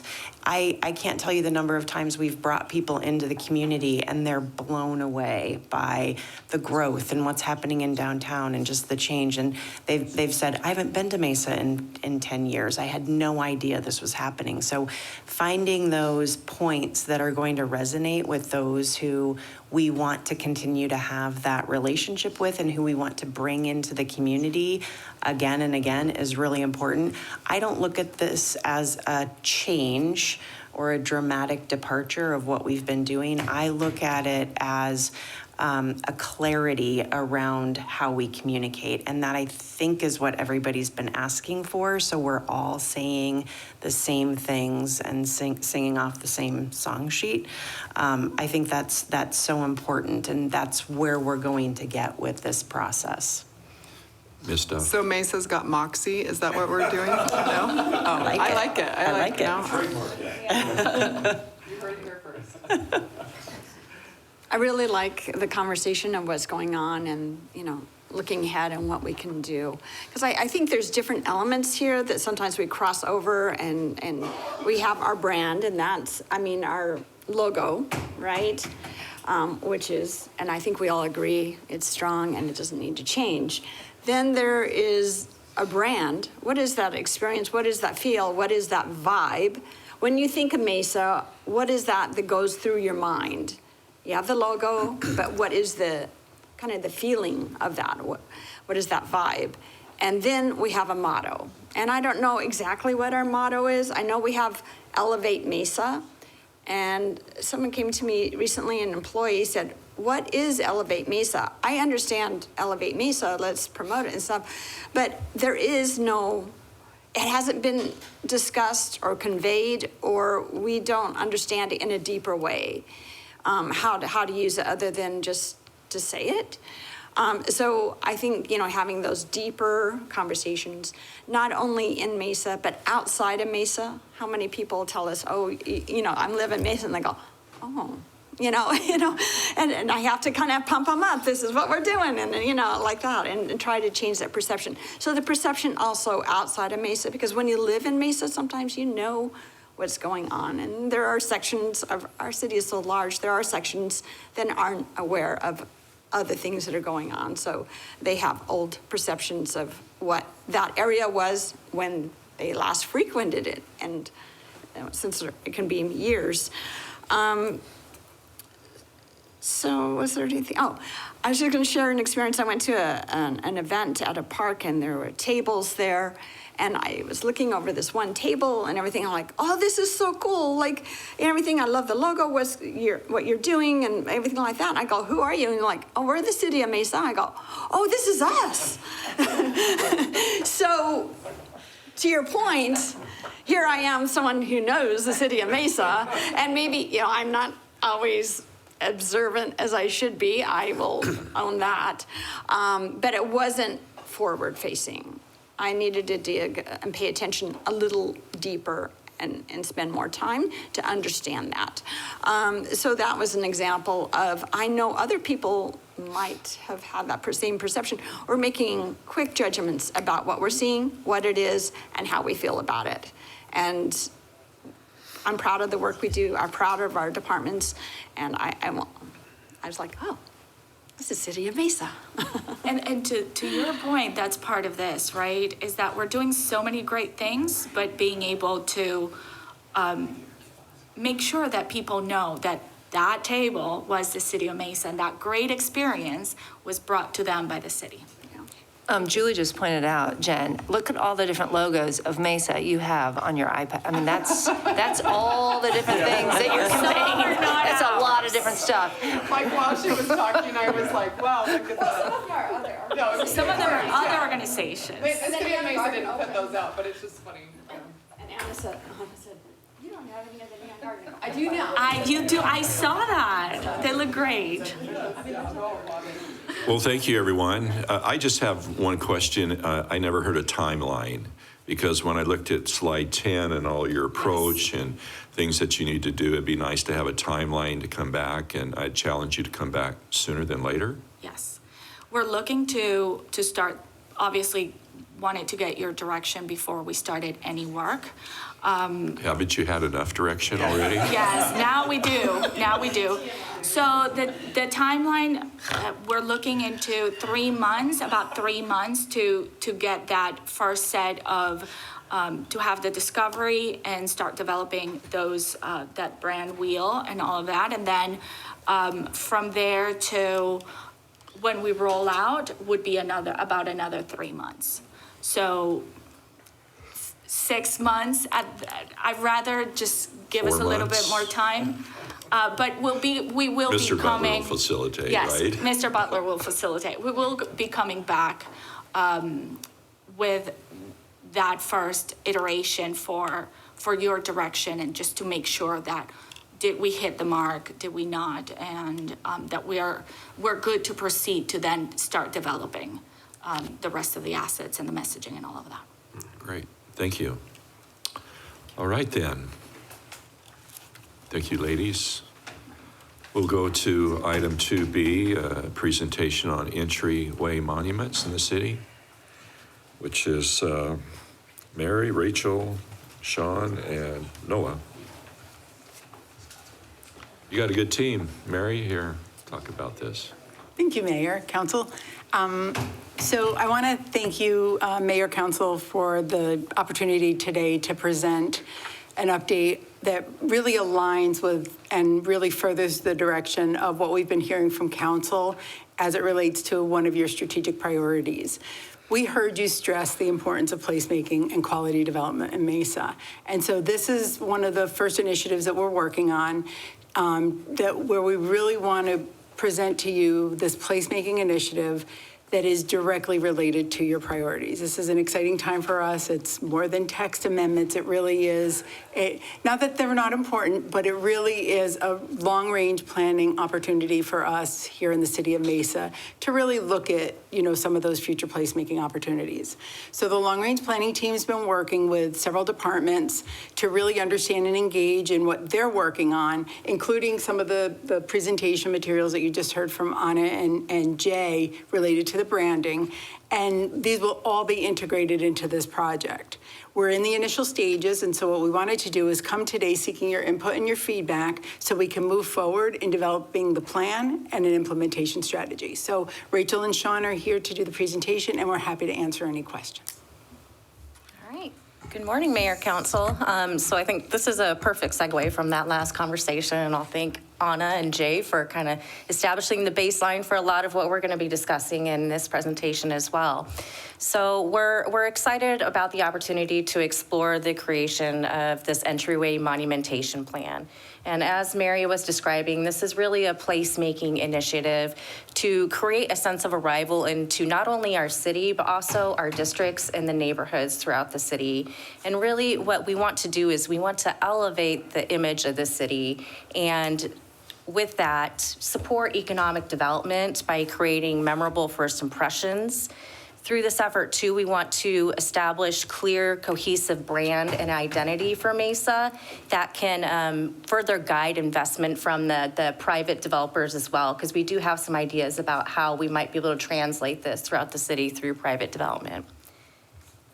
So when we talk about our entryway monumentations in the city, I think we're all pretty familiar with the Mesa Drive and the 60 monument that you can see in the upper left-hand corner of your screen. But then we also have two other Welcome to Mesa signs that are over in the Fiesta District, and they're the same design, but one is on Southern Avenue, just close to the Tempe border, and the other one on Alma School, just south of Southern.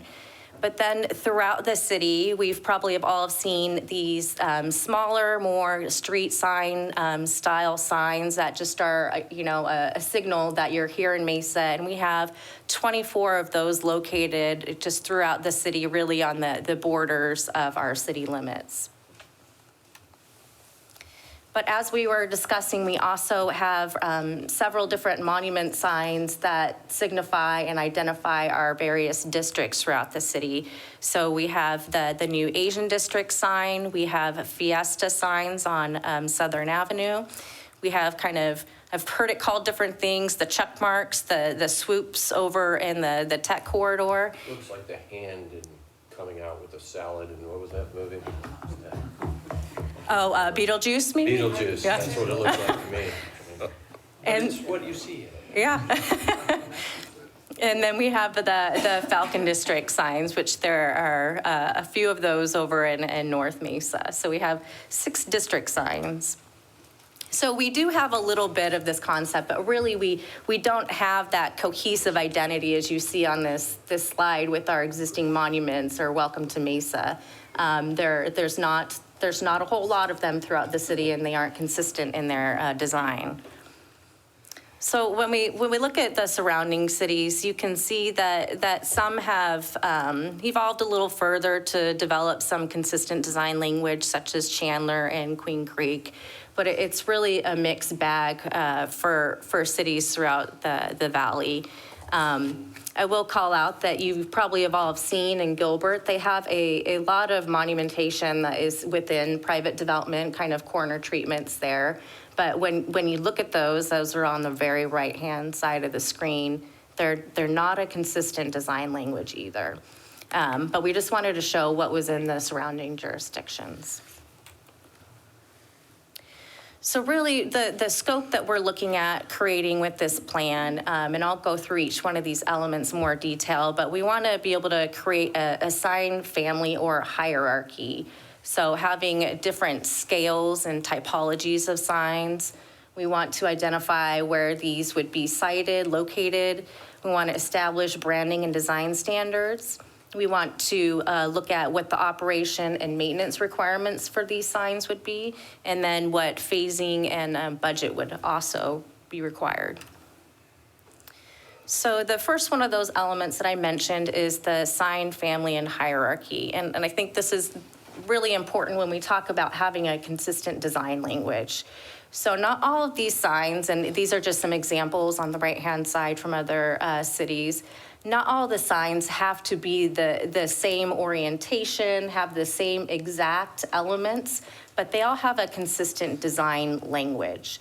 So we can have some that are more of your grand monuments, some that are more of a neighborhood scale, and some that are more of even kind of street elements, but they all have that same branding, very identical, so just that consistency.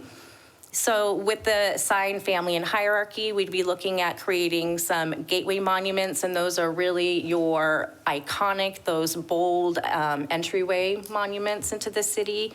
We want to have some entryway monuments that are at key access points that are welcoming travelers, but they're a little bit smaller scale than the gateway monuments. We want to have our district monuments that are highlighting our economic hubs, our cultural areas, and special destinations within the city. But then also those community monuments, like we discussed with what Gilbert does, where we can reinforce the city's branding within our neighborhood centers, our parks, and our civic spaces. So when looking at creating a plan for where all these different signs would be, we would want to have a method for the siting and location of them. So for the site selection of where they would be placed citywide, we would be looking at having a geographic balance of where these signs are. We want to look at the traffic volume. So where are we getting the greatest visibility for people entering and exiting the city? We want to look at the context and the proximity to other destinations. And once again, that kind of plays into, are these the major entryways or routes that are people going to be using to come into the city, to go to maybe the Mesa Art Center? looking at existing signage and what other visual clutter is in the area, because we want the signs to complement the area. We don't want to have to be competing with a lot of other signage from commercial developments, or if we have existing City of Mesa signs, that wouldn't be the best location either. But once we establish kind of the citywide location of where these would be, we also want to have methodology for looking at the site-specific location of these. So that gets into looking at the sight lines and the geometry of, when you're exiting maybe the US 60, where can you actually, with your view shed, where are you actually going to be able to see these signs? So making sure they're placed appropriately. We need to look at constructability. So what is the right-of-way availability? What kind of access do we have to get in there to construct the sign and to also maintain it over time? What sort of utility conflicts that might we have that might preclude some locations? We also want to look at down the road the operation and maintenance of this. So once again, is there electric access for the actual lighting of the signs? Do we have access there to maintain the signs? And then looking at the area itself, so what are the size requirements that we would need for the different sign hierarchies or the sign families? So then another section of the plan would be a section talking about branding and design standards. So when we talk about creating a plan for signage within the city, we want to make sure that it's timeless. So if we do have any sort of branding efforts where we could be, I know we said we are not changing the logo, but if we were going to undergo any major branding efforts, we want to make sure that these signs endure that, and we wouldn't have to go in and replace them because they no longer match the city's brand. We want to look at design standards to make sure that these materials are durable, that they're easily maintained, and that we can source them for replacement. We want to make sure when we are looking at the design of these that the lighting systems can be maintained by city staff and that we don't have to outsource this to companies, and in those instances that could be a significant delay to get someone in to fix them. We want to make sure that they have power supplies that are close to them and dedicated for those signs. And we want to make sure, once again, for the lighting, that those components are easily sourced for maintenance. And a lot of the operation and maintenance aspects that we talk about in here, we had some really great discussions with our streetlights folks that do maintain our current signs, and they give us a lot of insight into some aspects that are really important to consider. So some of these about the sourcing and the materials being able to be replaced, I think is really key. But when we talk about the branding and design as well, for the actual signs, we want to talk about the legibility. So is the size of the text or the logos, is that designed for the speed of the roadway on which it's going to be located? We want to make sure that it's a high contrast so it's easily to read those components and that it's not cluttered. So you're not having to look at it and decipher what that means, that it's just really easily understood right when you see it. We also want to look at the landscaping that is associated with this signage and the opportunity for further placemaking then that gives with different areas within the city so that we can tailor it. For example, if you're going to be in the desert uplands area, landscaping there would be very natural, native landscaping, but then we could have different signage, for instance, over in District 3 that might be, a more high foliage sort of landscaping. So really just making those unique to their locations. And then with this, we would have the design standards that would really be the base that could be used as a guidance for any sort of future private investment and development of signs within the city as well. So for operations and maintenance, we want to look at asset management and make sure that it is clearly defined who's responsible across various departments for the maintenance and routine inspection of signs. We want to be able to establish dedicated funding for ongoing maintenance of these and also contingency funding for unseen repairs if we have any sort of vandalism or vehicle strikes.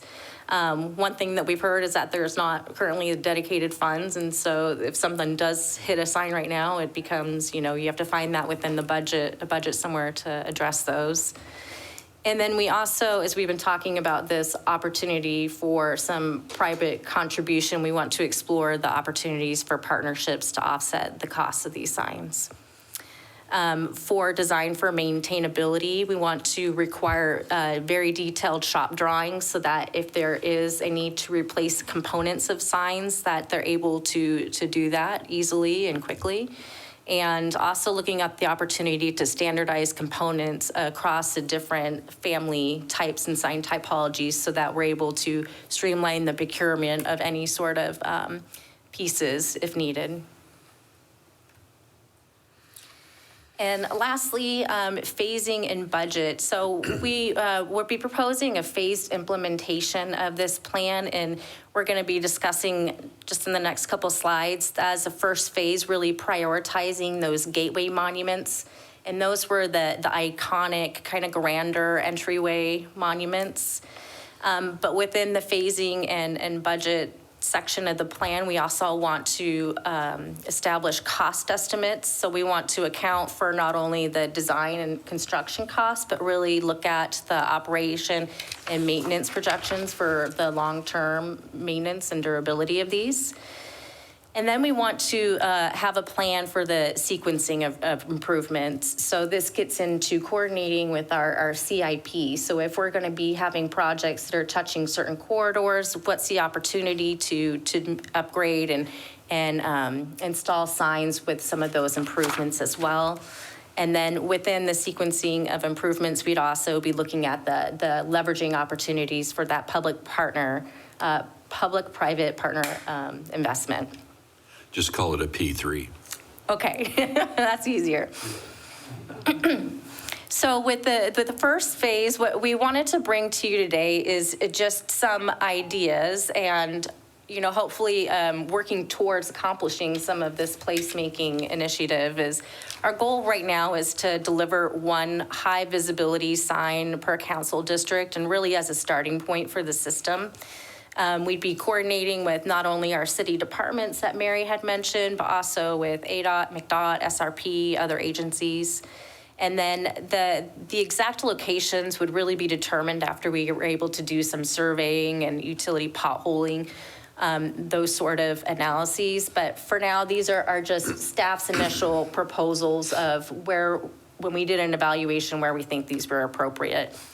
And once again, the site selection criteria that we used was based on a geographic balance, traffic volumes, the visibility and approach geometry, right-of-way availability, context and proximity to destinations, proximity to our existing entryways and district monuments, and the volume of commercial signage.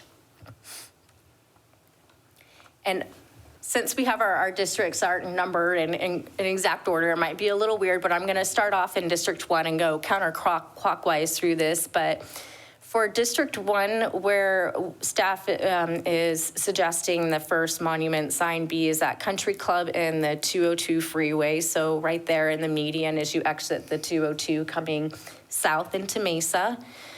For District 3, the recommendation would be at McKellips and the 202. So on the east-hand side of the road, within right-of-way as you're coming off of the 202 eastbound into Mesa. For District 4 at Gilbert and the US 60. So once again, on the right-hand side of the road as you're heading north into the city. For District 5, we'd be looking or suggesting that Power when you're coming off of the Salt River, so heading south into Mesa, so on the right-hand side of the roadway within the right-of-way, coming from the Salt River. And then for District 6, Ellsworth and SR 24, so this one would be in the medium. It would be a little bit further south of the actual exit because there are some other signage there, but as a good entryway as people are heading into Arizona Athletic Grounds, the Gateway Airport, all of those sort of destinations. And so staff wanted to give you just a kind of feel of what this might be, so a little bit of taste, and you'll see some concept images, and they are not consistent, but they're just to give you an idea of variations of what this could look like. And we're going to give you 3 examples. The first one here was the Country Club in the Loop 202, and you can see that this one, we're suggesting that this be within the median. This provides the greatest visibility coming off of the 202 here. So within the median, it would be a vertical element, as you can see here. But what we asked when we got these concept drawings was to keep something that was that would be timeless. So you can see there's no specific logo on these, but it's very timeless, easy read. And these are very basic in the materials. They could be customized to whatever colors or different materials we wanted. The next location we wanted to show you is District 3, so McKellips and the Loop 202. So this would be on the south side of McKellips Road. So once again, see a little bit different variation in what this sign could be, but in this case, it's a horizontal variation. And then District 5, so Power and the Salt River. So this would be, if you're coming in off of the Salt or heading south into the city on the right-hand side of Power Road, another horizontal variation of what this sign could look like. And in this example, they have a component on the top that could be customized. This could be a City of Mesa logo. This could be other sort of branding and icons, but with this concept, the idea is that you have these pieces that are able to be removed and replaced. So if there was a need to change any sort of branding or logo, that could be easily done and maintain the rest of the sign. So what staff is looking for, as Mary mentioned, is it's really guidance from City Council if this is something that we should pursue.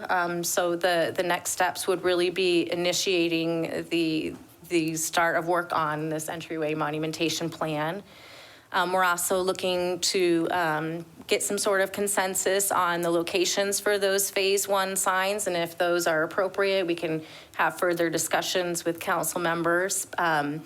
But if we do find a consensus on those, we also would like to start conducting some site feasibility analysis and preparing cost estimates for those 6 gateway entryway signs. So with that, we are happy to answer any questions and looking forward for some direction. Shall we let District 1 go first? We'll just go by district. Well, thank you. There's sometimes an advantage to being one, sometimes not. Yeah, I like the concept. I think that's a good entryway. If I had my druthers, I'd probably have one of those at all the major arterials entering District 1, but that's probably a little bit of an overreach and a big ask, but no, I think that's a good concept, and I guess I'd be looking for consistency among them. And I understand we might want to consider each district has its own unique characteristics, but I think we just finished talking about branding. Yes. So that should carry forward, and I assume this is going to be tied hand in hand with the rebranding. So yeah, I like that. Ms. Pillsbury? Okay, so first of all, I guess, are we keeping anything that's currently there? I think those discussions would need to be have when we start creating this plan. Mayor, Councilmember, right, I think we want to add to instead of take away. Now, to Councilmember Adams' point, it would be nice, I know this is what Rachel has alluded to, that we would get some consistency, right? We would maybe come up with some options that follow the same theme. They may be different depending on the needs of the site. You could have the more vertical ones or the more horizontal ones depending on land and all the other issues, but there would be consistency in what that is. And so, but those that already exist could just be something that over time we look at. Yeah, we don't repair them? Well, some will obviously become dated, right, or more dated as each year passes, and that could be an opportunity in the future to change those out with something that's more consistent with what comes out of this process. I wasn't around when for example, the Mesa Drive ones. I don't know. We knew. Okay, you Yes. knew. Okay, I wasn't gonna mention them, but yeah, they're just not attractive. And was the plan when those got put in? I don't know who in the room invented those, so that's why I'm trying to not. Anyways, but so. Was the plan to that was going to be the new theme, that we were then going to do those around the city? Does anyone know, was that the initial idea, that we were going to use that as the branding for the city? Or that was a one-off? I think a lot of the folks who had direct control over that might have retired on that, but I don't know either. I don't know the answer to that, of whether that was thought to replicate. My belief is, though, it was more site specific and unique to that corridor, which again I think is not what long term we'd like to do. We'd like to see something more consistent throughout the city. So again, that you're not having to guess. Rachel gave some examples of maybe where you don't have consistency in other communities, and that doesn't help the brand, right? That doesn't help establish. Right, that's why I'm just if you get off at Mesa Drive and you see that, and then you get off at Gilbert and you see something else, and then you get off at Higley, right? And Higley's, so these sites were picked for traffic. I'm assuming you already looked at that? Or Mayor, where the most people are coming into the city? Councilmember Spilsbury, that was one of the metrics that was used. So there were other pieces as well. Okay, because Higley's actually the part of my district that's Gilbert. So, I know if you go north of the freeway, then you're going to be back into Mesa. But if you go south, then that's Gilbert. So that's that one little area right there.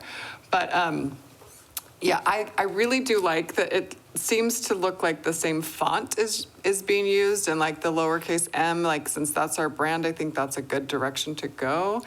I think I know that maybe that logo is just a placeholder on the slide 18, but that looks like a dolphin tail to me, which feels weird driving into Mesa. But I would say, you said, we don't want to stick ourselves on something or whatever, but those three mesas, I just think need to be included for now, even if it's something that goes on the sign that we then take off, right? So on the tall one, on 16, and again, I'm probably getting way too picky here, but love that the fonts are kind of matching, but then let's throw those three mesas on there. You know what I mean? Where it could be taken off if we end up taking that brand away someday, but it could show up on the other signs. So I guess that was another one of my questions, which Mr. Butler kind of just alluded to, but depending on the space of these is whether you're going to put a tall one or a vertical or a horizontal one. Exactly. So Mayor, Councilmember Spilsbury, so as part of identifying that sign family or hierarchy, that's where we start looking at the location and the siting of these. So it's going to be dependent on area, and as well as different conflicts that might be there. But we're also wanting to, capture our grand, our gateway monuments with our high volume areas or routes to key destinations. And then that's where you start getting into the tier of, you can still have some good monument signs, entryways. It might not be that same grand scale at your other locations, and kind of following down. Okay, and I do like the kind of neutral palette too. I think that's important to keep it timeless. I think that might be one of the issues with some of the other things, is the colors start to look kind of faded and bad, anyway, so I like keeping it a neutral palette too. So anyways, I'm on board with this. I think it's great. I think anything that can kind of help that image and branding that we're trying to focus on is going to help, so. Mr. Adams, you had a follow-up. I may be able to help with this. Somewhere in the back of my mind, I think former Vice Mayor and Council Member Dennis Kavanaugh was involved at some level in the Mesa Drive and 60 markers. I'm not saying, Dennis, if you're listening, I'm not saying you advocated for it. I'm just saying I think you were in office at the time and may have some knowledge of the Might have been history fitter. there. So we all know Dennis. We can reach out to Dennis if we're curious. But that's my distant recollection. So. All right, Ms. Heredia. I don't know if Scott was here. You've been here almost 20 years, right? So maybe Scott remembers that conversation. So. You know, I try to own themes on behalf of the city, but I will deflect from that one. Just to add to the comment, I think the timeliness, I think, with some of these signs, kind of we see deterioration of them when you add too much and different types of materials, right? I know we've had some issues on the additional signage on Fiesta and those kinds of things, and so just to add the point, and then with the locations that you put in slide 15. It does seem like 1 and 3 really, really close. I'm not sure why Dobson and the 202 location as we build out Riverview and, the stadium there. And I don't know if that was looked at, but other than that, I don't, I like this, where we're heading, just those points that I wanted to comment on. Okay. Ms. Goforth. Going east, can you get off Dobson? You can, yeah. Okay. Ms. Duff. I would concur on somehow having a monument sign near the access to the Sloan Park. I don't know if Dobson or the Rios Law, I don't know where the opportunities and the traffic counts are, but I think it's a point of pride and we have a huge amount of traffic. It might be seasonal. I don't know. I'm just putting that out as a possibility. And then I didn't know if there's any opportunities. I was looking at the map, maybe not. The transition from Chandler into Mesa off of the 87, off of Country Club or Arizona Avenue. But there may not be the right of way to do something like that. That is, since in 87, there's a huge amount of traffic on there. I'm just putting out as a possibility. I can't, not a requirement because I don't know the conditions.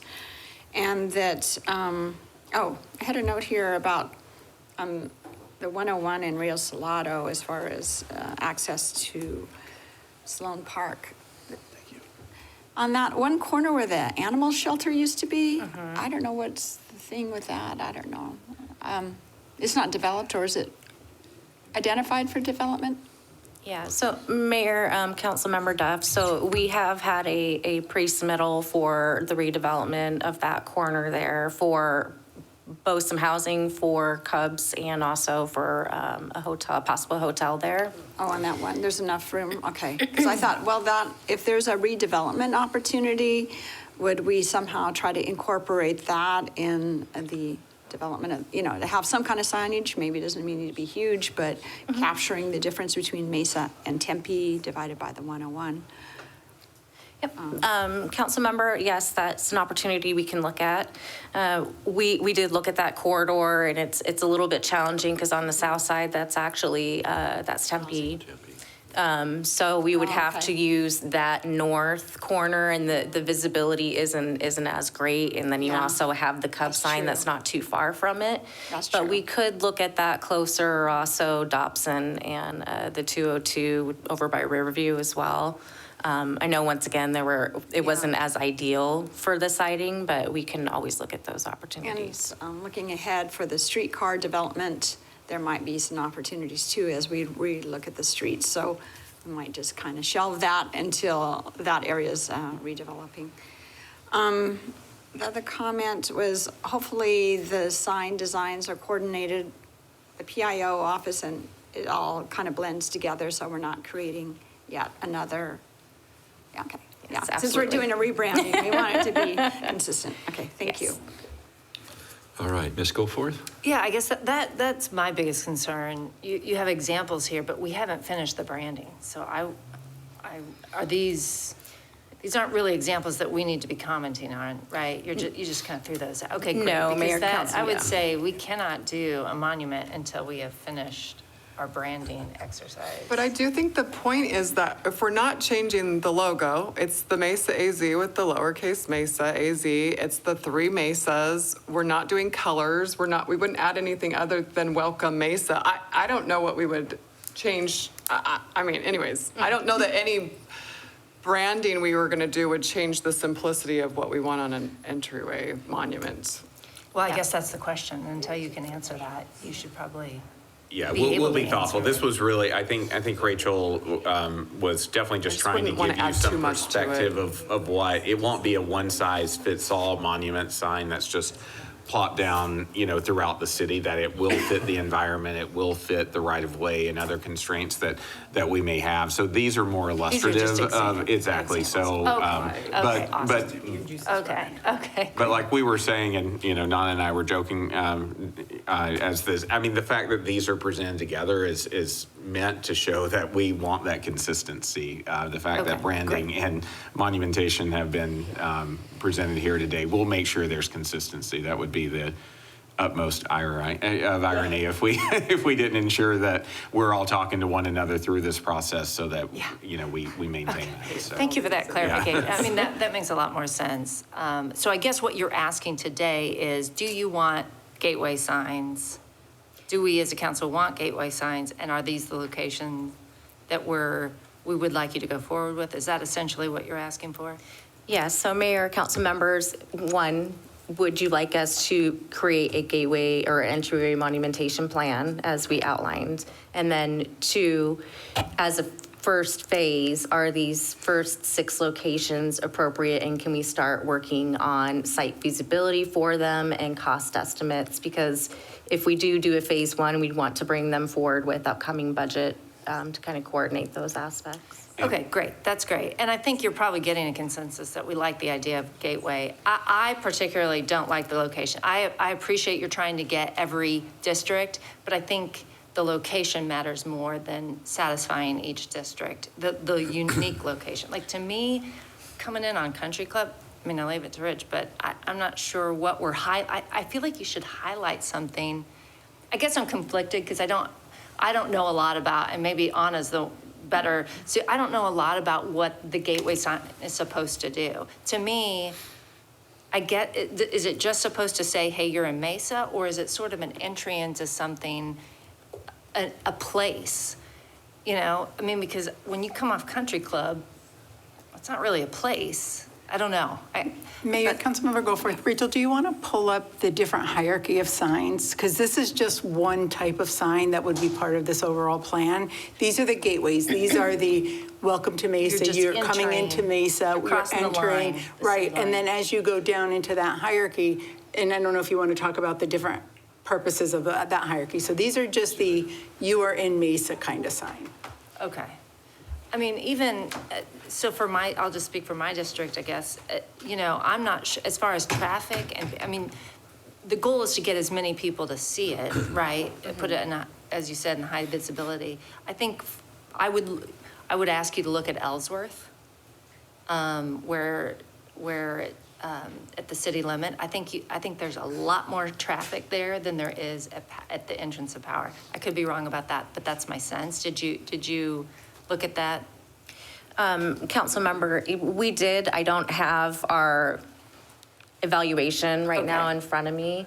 I mean, those two say the same thing, you're coming into Mesa in that sort of outdoorsy area, but I'd say as far as, I would want to get as much traffic volume to see it, and I feel like that what I've been told in the past is Ellsworth has a lot higher traffic volume, but anyway, so I would just ask that you look at that, because I don't think it really matters one way or the other, Power or Ellsworth, unless you tell me there was a reason for Power.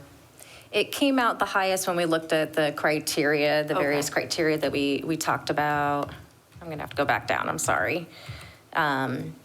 So the traffic volume, that visibility, the right-of-way availability, the proximity to destination. So it came out slightly above. Okay. But that doesn't mean that has to be the chosen location. So these are just staff's preliminary recommendations, and we want to continue having those discussions about where the appropriate location is. And it might be that more people from out of the city of Mesa come in on power than Ellsworth. Ellsworth might be more actually city of Mesa people. So I don't know if that plays into it as well for you, but. No, and Mayor, I was going to say that, you know, going back to the question of what direction today. Yeah. I mean, I think we can continue to work and refine. So don't feel like after today, these exact sites are locked in. We can still work with each of you if you have different thoughts about, you know, the signs that may, what we wanted to capture, knowing that, as Councilmember Adams said, we would love to have them on every entryway, but we know that's not feasible and is a matter of time. But we wanted to spread it around the city, not just to try to make all 6 council districts happy, but to really have some images out throughout the community so that they would see it. It all just wouldn't be concentrated in one part. Because if you went just on traffic counts, that might just, you know, totally isolate it to one area. So we wanted to spread that out a little bit. But we can continue to work with each of you on some refinements or some site locations. I think we heard some different things about Riverview today that we can take a hard look at. And I think your site selection criteria is great.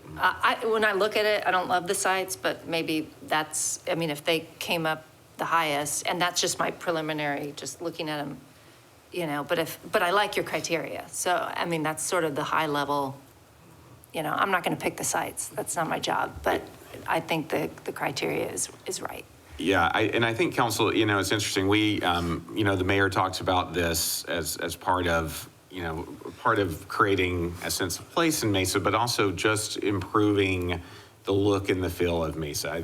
The McKillop site is, you know, something that I've used that site a lot over the years, but that is the primary entryway when people are coming from Phoenix or from Sky Harbor. You know, they're taking the McKellips Road exit, and it's not necessarily our you know, the most attractive entry point into the city. And so being able to do something there, I think is really important for everyone who's, you know, coming into downtown Mesa and coming to Central Mesa. That's a huge entryway point. But, you know, we've heard not just from this council about stepping up there, you know, there's prominent folks in the community when, you know, I've had conversations new into my role. It is, and you hear this, you hear it more than I do even about, we just want to improve the overall look and feel aesthetically too of the city. And, you know, that comes in many different forms as we've discussed, but this is part of it, right? Creating, you know, inviting attractive entryway points that create a sense of place, but also help, you know, create just an attractive environment as folks come into our community. I guess I would say, go forth. Keep going on this. Move forward. This is great. And I don't think, you know, sometimes that the sign needs necessarily be tied into directly a place, but just a gateway to the city, like I see Country Club, the Cows, whatever, is a, you know, State Highway 87 is on Country Club. I use that access to go to downtown all the time. That's how I go back and forth. And also, like you said, from the Phoenix area, from off the freeway and the B line, it is the access point to reach downtown, which we have significant investment and attention to. So I think we have to make these little statements of being proud of our city and where you are and a sense of place, even though you might say, well, it's underdeveloped there. It can, over time, it will, but we have to, I think, say, you're in Mesa, and we know you're going to a great place. Mr. Adams, you haven't used all your questions up yet. Well, this is probably my last one. Thank you. As I think about this, and this is good discussion, I assumed when I saw traffic volume here, and I think this is what you've done, is you've looked at the traffic volume on these various arterials. The missing piece, and I like data-driven decisions, makes sense to me. The thing we don't know is of the traffic volume, how many of those are people who live in Mesa and how many of those are people who don't live in Mesa? We have no way of knowing that. So without that knowledge, I don't know what else we would use other than traffic volume. This is an excellent point made about the 87, but then I thought, well, if someone were coming into the valley, into Mesa from northern Arizona, they might choose to take Gilbert Road and cross the new bridge. Or they might choose to come down to Country Club if they're going to downtown. So you can really drill down into the data a whole lot. So maybe showing us the traffic volume studies would be helpful when we get further into the weeds of this. And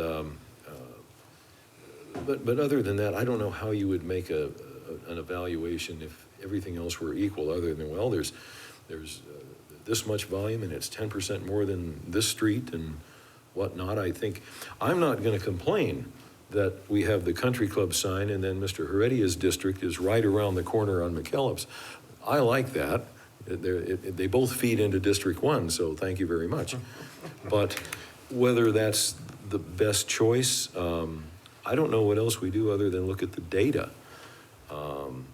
So I think this is good. I remember quite a while ago there was discussion about entrance into our city from the west. Those of you who remember Mayor Wayne Brown, he was not happy at all that the first thing you see when you come into Mesa is a wastewater treatment plant. And it's been dressed up, it looks pretty good, but still that's the first thing you see. So I think more that we can do to make entry into Mesa feel to people who either live here or don't, that we're coming into a classy place. This is a place that's open for business, it's welcoming, there's some consistency. I think it's good. So but I'd like to see let's drill down into the data on the traffic volumes if we could, maybe over a period of time, 2 or 3 years history, to see if it's changing patterns. I don't know. I can get really lost in data. Okay. Thank you. Vice Mayor? I think we used up all the words on this conversation, so I'll just say I like the location for the D6 sign. Well, I'll just finish off that this is a great baseline to start with our monuments coming into our city, and it's necessary. I've heard people say, well, I don't even know if I'm in Mesa or not. So having these, at least a template on how to build them would be great. I was just thinking as you were giving the discussion about designing them, maybe using local architects, have a competition, ASU Design a School, maybe some other local ones here, and then when we talked about utilities and stuff, maybe considering solar integration into the monument, so you don't have to always have underground utilities. You may have to in the future, I don't know, but having a roughed in there for future but solar would be great. I know there'll be right-of-way issues and having to get those done. And then I was thinking, we have a lot of, in District 1, steel manufacturers and fabricators who do engineering and do a lot of, maybe they would like to participate and build a nice steel monument for District 1. But, there's a lot of opportunities here for building these. And then, of course, the P3 component will allow maybe putting in more monuments than just 6. And, from Miss Goforth on Power Road to Ellsworth Road is miles apart. And whether you take which route depends on your day of travel.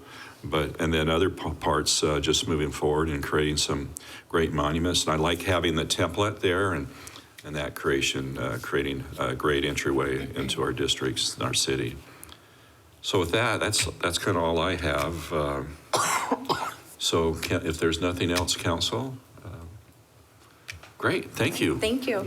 Sean, you were you talked I was very quiet, Mayor. Thank you. You will be seeing more of Sean, so we want to make sure he's I up didn't here, and if my remember his voice name. went out, he could cover for me. All right, he had your back up. Are like that one. He's invited. Okay, with that, next is current events and conferences attended. Council members, would you like to share anything?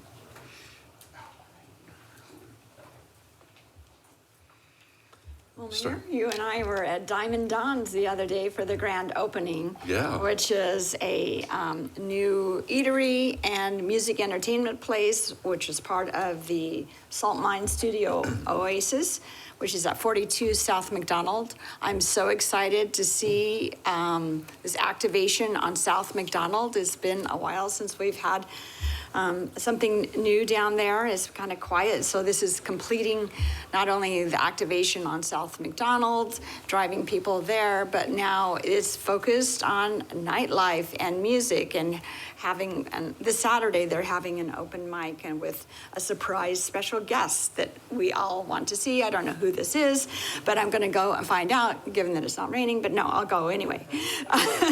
But they have great upscale casual food. They have a full bar, huge patio area, big stage for the music and the bands. I encourage everybody to check it out. I think they're going to be open until 1 a.m.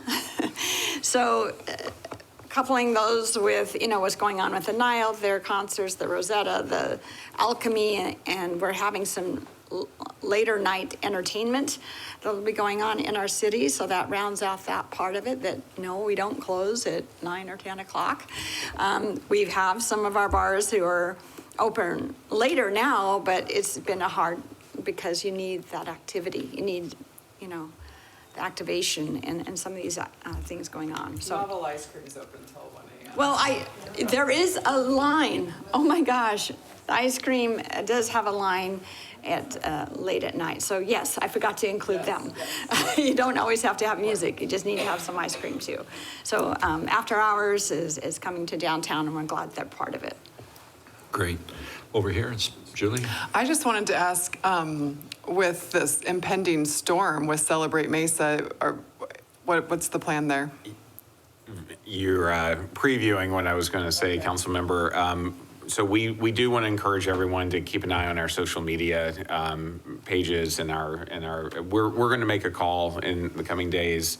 We're going to see, we hate to cancel it too early and then the rain not happen, right? We've all experienced that before when we've heard there's 100% chance of rain and then we get nothing. But it does seem that rain is imminent. So we'll assess the field conditions, try to understand the environment that we're going to be dealing with. So if folks will just, keep an eye on social media, we'll put it out through all of our channels and make sure that if a call is made to cancel, that we do it as early as possible to give people advance notice. And so we'll be monitoring this over the next couple of days.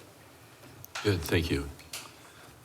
Ms. Goforth, anything you want to share? Sure. I had the opportunity yesterday to speak to Realty One Group and provide them some information on what's happening around the city of Mesa, so I appreciate their invitation. And then I had participated on a call with several other council members from around the state with Senator Kelly's office and advocating for cities and transportation funding with the upcoming surface transportation bill. So appreciated that opportunity. And then Mayor, you and I had a fun community meeting last night at one of my communities around Falcon Field and their concerns about air traffic and things like that. So I appreciate you coming. I appreciate you, Julie, sitting in as well. So Yeah. Aviation is a hot topic right now with Falcon. I was able to attend the Arizona Fall League and throw a couple of baseballs, and I got across the plate, so that's good for me. And in fact, the other team says, "Hey, sign him up, and we'll put him into pitch." So they need a left-handed pitcher. But with that, that's all I have. Mr. Smith, did you want to add anything to it all? I'm going to throw you. You sit there very. Ask Jim what he wants to say. I just, Do you really want to give Jim the mic? Yeah, no. Sometimes he wants, he should give just 30 seconds. But, Mr. Butler, why don't you share future meetings? Well, thanks to the council member, we were able to address Celebrate Mesa. So again, keep an eye out for that as we make a determination, as we see how this storm develops. And then next Thursday, you're off the hook. You have a free morning. We are canceling study session for next Thursday, October 16th. So our next council meeting will be Monday, the 20th. But of course, since we are, as was evidenced this morning, just getting information to you on the agenda, don't be shy to reach out to staff over that interim, and we'll be glad to brief you on any of the items that are on there. And of course, we'll have an opportunity to publicly discuss those on the 20th at the study session prior to the meeting as well. So thank you, Mayor. All right, thank you. I'll entertain a motion to adjourn. Thank you, Vice Mayor. Ms. Spilsbury, all in favor say aye. Aye. We're adjourned.